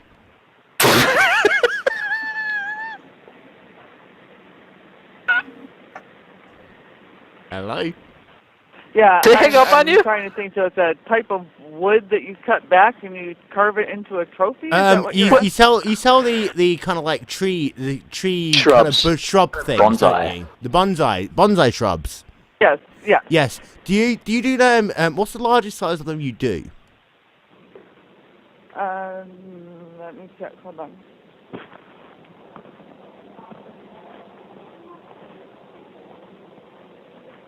What's the largest size bonsai tree we have? He's actually asking. Oh God. Well, Vincent, we're half a lap away from going back to green as the pace car lights are off on the iRacing.com pace car. 12 inches. Tall, yes. Okay. It's 12 inches, okay? Yeah. Okay, cool. Yeah, cool. That's great. Thank you very much for your help. Oh, you're very welcome. Thank you. Have a nice day now. I'm Jimmy Johnson. Boom. Confetti. Did you say that to him? Yeah, I did. Right then, working ourselves through turn number 3. That was your Lowe's Never Stop Improving post-race, mid-race, post-race show. Ryan Norton is illegally betting $10 on Pierre Bourdon to win this race. Let's not forget, ladies and gentlemen, betting's for entertainment purposes only. That's from the state of Nevada this weekend.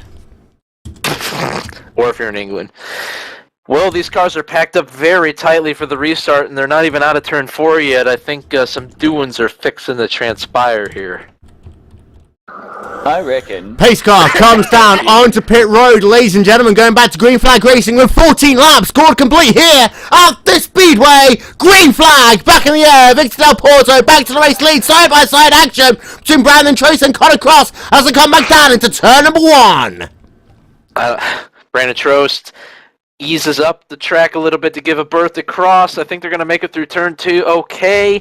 They're still side by side, but side by side. Cross gets this big wreck in turn 2. Look at that. They went 2 whole corners before they crashed. Ladies and gentlemen, welcome back to caution here at Indianapolis Motor Speedway as Christopher Seltzer decides that he wanted to spin. No, he tagged someone. He wanted to drive straight into the back of Corey Donahue, and then that also took out the bomb pop car of Dakota Signs. And needless to say, both of them are severely damaged. Christopher more so than Dakota. And ladies and gentlemen, I've just been told I'm not true and I should stick to Europe. Shut up. So, shall we run through your top 5? Dave, you run through the top 5. I'm just going to write a quick message. Top 5, as we're under caution, working lap number 16, Victor Del Porto continues to lead as he's led all 16 laps. Position number 2, Brandon Trost. Position number 3, Connor Cross. Number 4, Pierre Bourdon. And rounding out your top 5 is Alan Percy. So, now we need to find ourselves, yes, another, should we call it a Lowe's or someone else? Who should we call next? Mike Perry's trying to get me to call something, but I don't have Skype, so I can't. Okay, we need a suggestion of who to call. Someone should call Home Depot and ask for the Jimmy Johnson beard color. Yes! Home Depot in Indianapolis. Okay, I'm going to call the Home Depot in Charlotte. Yes. Ask him. Wow, this Calling. is a very interesting race. I'm sorry. This phone call brought to you by the Home Depot. Thank you for calling the Wendover Home Depot. You can do it. We can For help. store hours and directions, press 1. If you know the 3-digit extension of the person you are trying to reach, press 2. To speak to an associate in one of our store departments, press 3. If you're for kitchen and bathroom design, press 1. For God's sake. For lumber and building materials, press 2. I just want to... For appliances, press 3. Oh, God. For doors and windows, press 4. I don't want a door window. For flooring, press Or 5. flooring.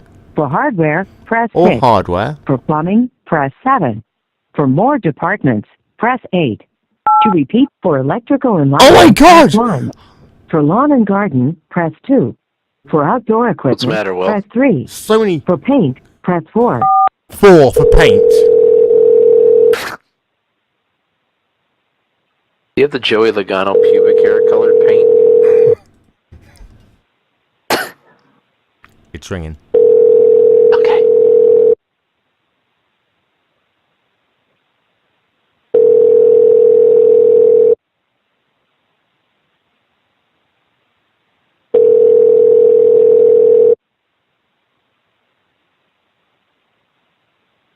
Thank you for calling the Home Depot.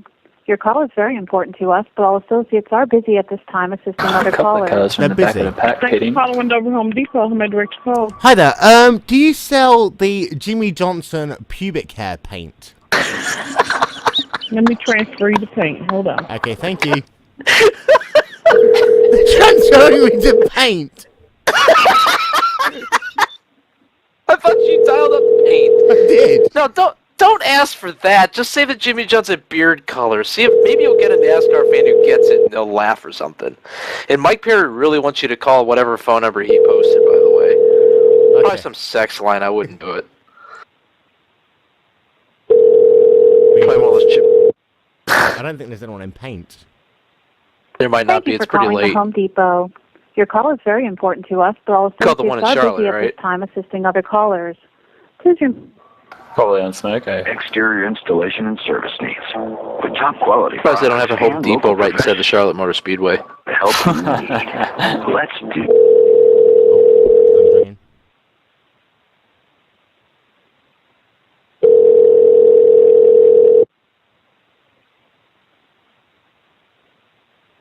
Oh god, this is getting boring now. Don't worry, we're still working our way under another caution at the Indianapolis Motor Speedway. Hey.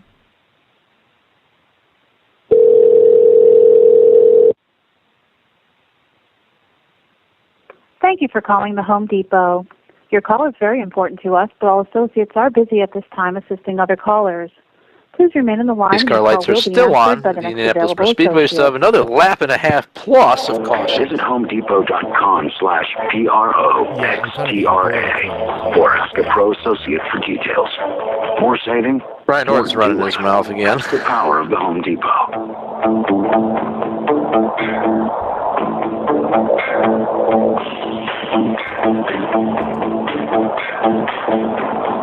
Let's dig in. It's time to prep your yard for the gardening season with a little help from the Home Depot. Get more spring per dollar with quality brands Home and Depot products race break. like Earth Grow Mulch or the Can we have the Sprint 10 to go? Builder Fertilizer.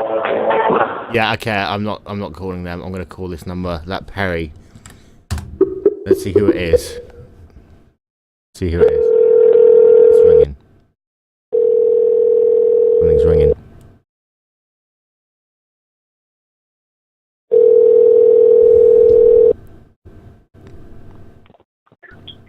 Hello. Hello, can I buy some Jimmy Johnson beard-coloured paint from you, please? This is the Federal Bureau of Investigations. Okay, sorry, I thought I was looking for the Home Depot. Nope. This is FBI, Federal Bureau of Investigations. I'm really sorry, I've got the wrong number. All right, thank you. Thank you, bye-bye. What was that? The Very FBI. polite of you, Will. You called the FBI? Yes! Wow. Oh god, they're gonna track you. What was it, like the field office? I don't know, but that was awesome. Right, okay, I'm gonna go for a quick AT&T piss break. Brought to you by the World Shittest 4G Network. Alright guys, Victor Del Porto warming up the tires as we're about to work our way to lap number 19. The pace car lights are about to go off on the iRacing.com Ford Mustang. We're about to go back to green with 11 laps to go. Hopefully, we can complete the rest of this race without a caution. Yeah, right. Jim, what are your thoughts? Jim. Alright, I guess I'm on my own. So, guys, I hope you're enjoying this extra special edition of the Wil and Dave Show, episode number 25, as we live broadcast the 8:15 p.m. Eastern Standard Time fixed IndyCar race at the Indianapolis Motor Speedway. Victor Del Porto is your leader, followed by Brandon Trost, Connor Cross, Pierre Bourdon, Alan Percy rounds out your top 5. 6 through 10, Diego Said, Gene Celso, Nick Stoller, Corey Donahue, and Dakota Signs still in the running even after sustaining the damage in the previous incident. Brandon Trost aggressively warming up his tires on the back straightaway, even though that does absolutely nothing. He continues to do it anyway. I'm gonna call Wendy's and ask if I can speak to Wendy. Where's Jim Swinbanks? I called to him for some opinions, and he's not here. He's muted himself. Is he going for a Foster's? I think he is. Going to put some prawn on the Barbie.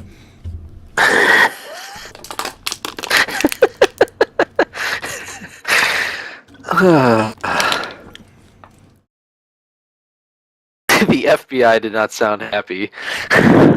He gave you the Atlanta field office. That's great.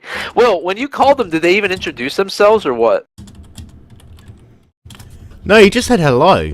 Okay, ladies and gentlemen, the pace car going to work itself coming out of turn number 4.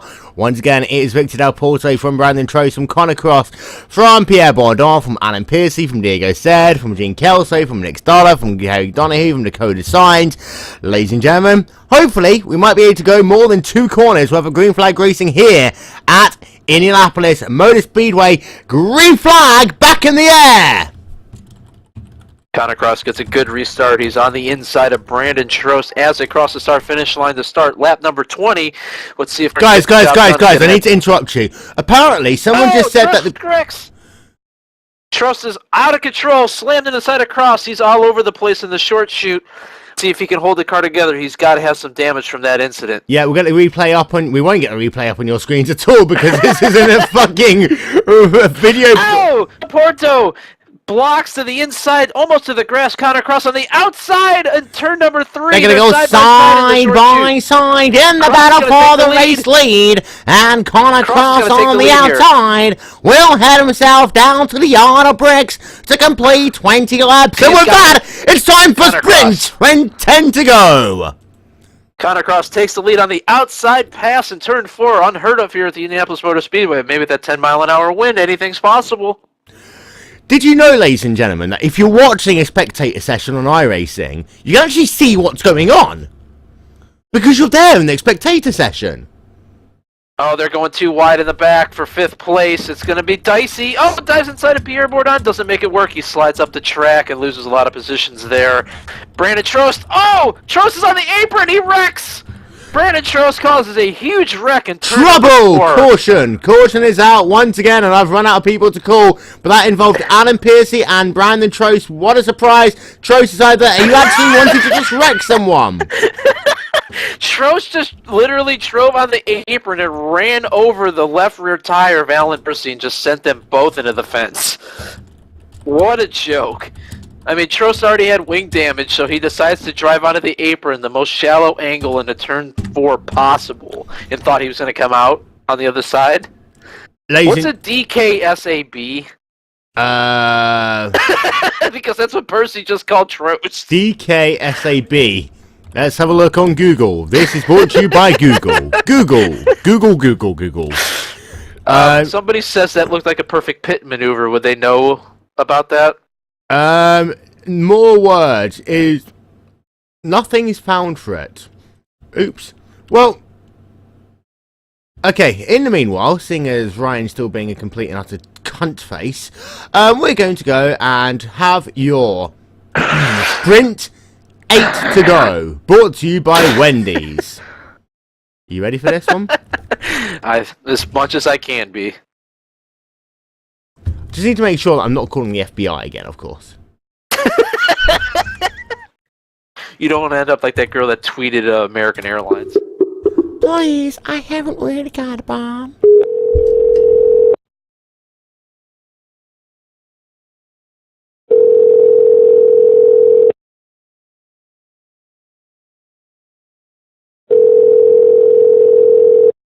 It's ringing.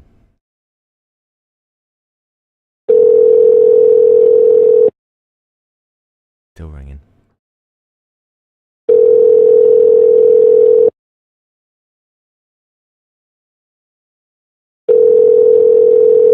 Still ringing. Wendy's doesn't answer the phone. Oh, hey, look, I step away for a moment, and it looks like Trost has put it in the wall. Dude, you missed it, man. Hold on, Will's talking to Wendy's hamburger joint. He's still ringing. Wendy's on Fast Hamburgers. This is Menard speaking. How may I help you? Hi there. I'm looking for someone who served me the other day. She was kind of short, red hair, goes by the name of Wendy. I'm sorry? Looking for someone who served me the other day. I've fallen hopelessly in love with her, and I was hoping if you can do a bit of matchmaking for me. She's kind of short, had red hair, goes by the name of Wendy, I think. Why are you laughing? I'm trying to make a marriage out of this. Has freckles. Please don't laugh at it. That you loved her freckles. Yeah, But right now I'm busy, so could you call back because I'm in a bit of lunch rush. Okay? You are not a happy man. It's almost Good Friday. Let's have some happiness in the world, hey? Yep. Oh, someone's really sad. Have a nice day, sir. Okay, thank you. Bye. What happened? He was really assy. He was assy? Yeah. Assy McGee. Maybe he's just jealous because he also loves the redheaded girl. What if there really was a redheaded girl named Wendy that worked there, and he's like, oh no, someone else likes her too? You ruined my dreams. How can I ever compete with a British accent? Oh, by the way, Jim, since you decided to step away, Trost got into side-by-side contact with Connor Cross on the restart, fell back to like 8th or 9th, and then decided to drive on the apron going into turn 4 and ran over the right rear tire of Percy. Just watch that replay. What were your thoughts? What are the Hi there. I'm looking for someone who I met in your store the other day. She's kind of short. You do what now? I'm looking for someone who served me the other day. I've fallen hopelessly in love with her. Just please. The last guy hung up on me. She's kind of short. She's got red hair, freckles, and I think her name was Wendy or something. Do you know who she is? Oh. Okay. Do you know? Can you do me a favor? Can you pass on a message that I'm hopelessly in love with her ever since she served me, and I can't live without her anymore. Well, why don't you come up here? She's up here today. Is she working today? Yes. Awesome. Do you know what time she's working? What time does she get off tonight? Do you think she'll buy me a drink? I can buy her a drink after work. Well, I don't know. Why don't you just come up here? Okay, I'll come up. I'll pay you a visit. So what time does she get off tonight? I'm not too sure. Okay, so I'll head over in really about an hour. depends. I'll talk to her boss, and hopefully we can leave early. Go and get ourselves a drink. You never know. If we get married, I'll promise I'll invite you to the wedding. Alrighty. Okay, thank you very much. Love Okay, you. Bye. Well, Vincent does it again. Well, she's not straight and she's with Wendy. That's why she wanted to invite me to a hot threesome. Menage a trois. The Wendy and Will show next week. Randy Cross, no, you character. Hey, Jim, for the next green flag lap, I want you to call the race like Will Power would. In that accent. God. Like a bogan. He just sounds really vague all the time, like he doesn't really know what he's talking about. No, I just want to hear the lighter accent. That's what I'm going to call it from now on. Yeah, alright. Yeah, there you go. Now, Will Power, what was the deal with you and Simon Pagino? Why did you punch your friend out of the way? Oh, you know, we were just like racing and stuff, and I just wanted to get past him, and he was like in me way. He was French. He was on strike. Of course, he was in your way. Well, yeah, you gotta like, you can't. Yeah, I don't like driving around the French, because they just like they don't really know what they're doing, and they talk funny and stuff. That's pretty big boast coming from you, Will, saying that people talk funny. Yeah, I know that. Mate, what are you talking about? I talk normal. You're the one who's talking funny. The lights are off on the iRacing.com Ford Mustang pace car. We're about to go. I've been given a number 3 and a left, so I'm going to call that. Oh, God. Kingsbury sent me a number, but I don't want to give it to you. I don't know what it is. We can't just be calling random phone numbers.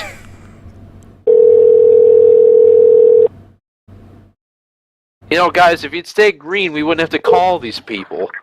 Hello? Trost. Hello, can I speak to Brandon Trace, please? Will! Hello. This is Ray. Oh, hi, Ray. Oh, seriously? What are you doing at Brandon Troce's house? This is my phone number, but alright. No, wait, is there something that you need to tell me? Well done. Have you just become friends with Brandon Trost? Is this an exclusive here on the Wil and Dave Show? Are you and Trost now friends? I don't know, but I would like to thank my sponsor, BW Hosting. Thank you. Yeah, bye. Fuck you. That one's going on Craigslist. Yes. It's apparently Ray's number? Yeah. Oh, God. All right, guys, we're going to go back to green here in less than half a lap as the field works their way through turn 3. We're going to have a 5-lap shootout. If it stays green, Pierre Bourdon, the French-Canadian, is in 3rd place. He's got a shot at the victory. Wait, can I just do the next couple of seconds, because we've got a French-Canadian 3rd in French-Canadian, please?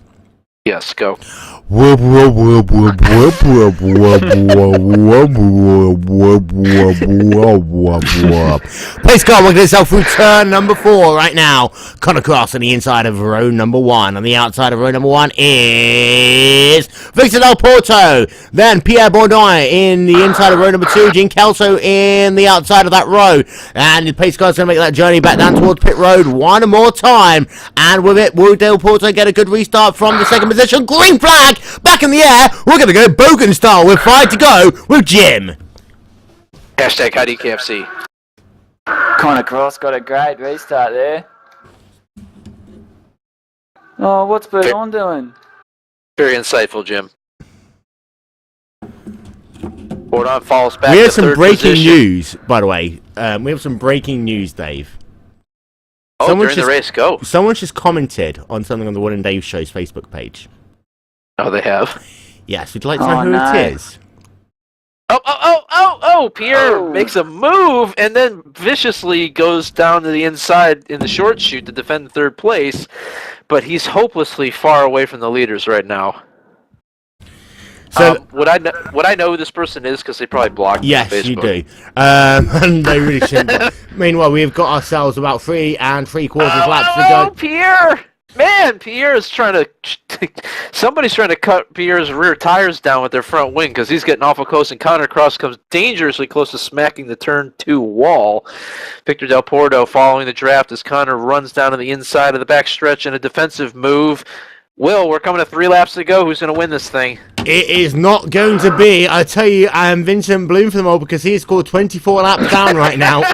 He can try. Connor Cross, I think, almost did a bit of a J.L. Hildman then. Very close to the outside wall coming out of turn number 4. However, this time by 3 laps to go. Cross leads by 6 tenths of a second over Del Porto. Pierre Bourdon running in the 3rd position. If a caution comes out now, that'll be the end of the race. But Del Porto has got it all to do in the next 2.5 laps. I don't think he's close enough, Dave. Well, Del Porto's only hope is that Connor Cross gets a little loose or something coming off one of these corners because he's being awful aggressive trying to drive down to the inside of the straightaways to break the draft, and sometimes that gets the car out of shape when you're coming off the corners. So then we're going to have 2 laps left to go in this event, and that means that we are going to have the white flag time in 1 lap's time. Working ourselves past the yard bricks, and the gap is down Cuts a little off bit. A 10th of a second, not quite enough. However, you saw Cross was going very defensive, trying to break the draft there down into turn number 1 and 2. Dave. Connor Cross, gets a little loose, almost smacks the wall, but he's done that a couple of times. That could give Del Porto a really good draft. He might be able to close very in. loose off too as well. Del Porto running that 2nd position has got a 3 tenths of a second advantage over Pierre Bourdon this time by going to work themselves out of corner number 4. And this means that this time by, the white flag is in hand. 1 more lap to go around the speedway. Cross leads by, the gap's increased by 0.5 tenth of a second. Pierre Bourdon might be a little bit too far back in that battle from the 2nd position. However, it's going to be Cross versus Del Porto. The next flag will end the race as Cross comes down the back straightaway for the final time. Once again, a little bit loose there coming off of corner number 2. Victor Del Porto as Pierre Bourdon is going to try and go side by side in the battle for the 2nd position. Going to go around the outside as they go side by side. Oh! Bourdon smashes the wall there. Wow, he flips over all by himself in turn number 4. No one else hits him. Connor Cross comes down the front straightaway to take the checkered flag and a big wreck into the pit road entrance. Wow, I don't know who that was. Dakota Signed and Nick Stoller, and with that, it was the end of the race, because no one really actually cares about that race, because at the end of the day, it was all bullshit.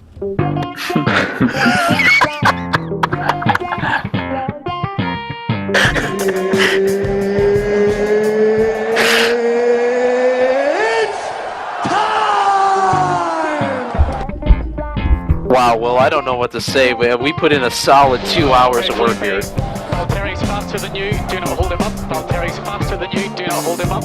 Thank you very much for watching what is the 25th episode of the Wil and Dave Show. Next week, live on GlacierTV, as what will be a quadruple header, it's going to be Racebot TV, ISN.com World Championship Grand Prix Series, Racebot TV, ISWC IndyCar Series, Racebot TV for fucking Skip Barbers, then come over to Glacier TV for the Wil and Dave Show. I'm not going to have a voice by the Wil and Dave Show, Dave. I'm going to be incredibly drunk as well. Yeah, probably. Thank you very much to James Swinbanks. We'd also like to thank all of our sponsors, Wendy's and Burger King and KFC and McDonald's and everything else. Depot. The Home Depot, because that is the power of the Home Depot. Also to Lowe's. Boom! I'm Jimmy Johnson. Yeah! And also would like to thank Ray Kingsby for poking me, because at the end of the day, I really don't like being poked in the ass when I'm trying to do a podcast. Thank you very much for watching. Dave, off you go. Of all the podcasts that I've done, this one was the most recent. Cut. Beautiful. Lovely. Fuck, that was funny.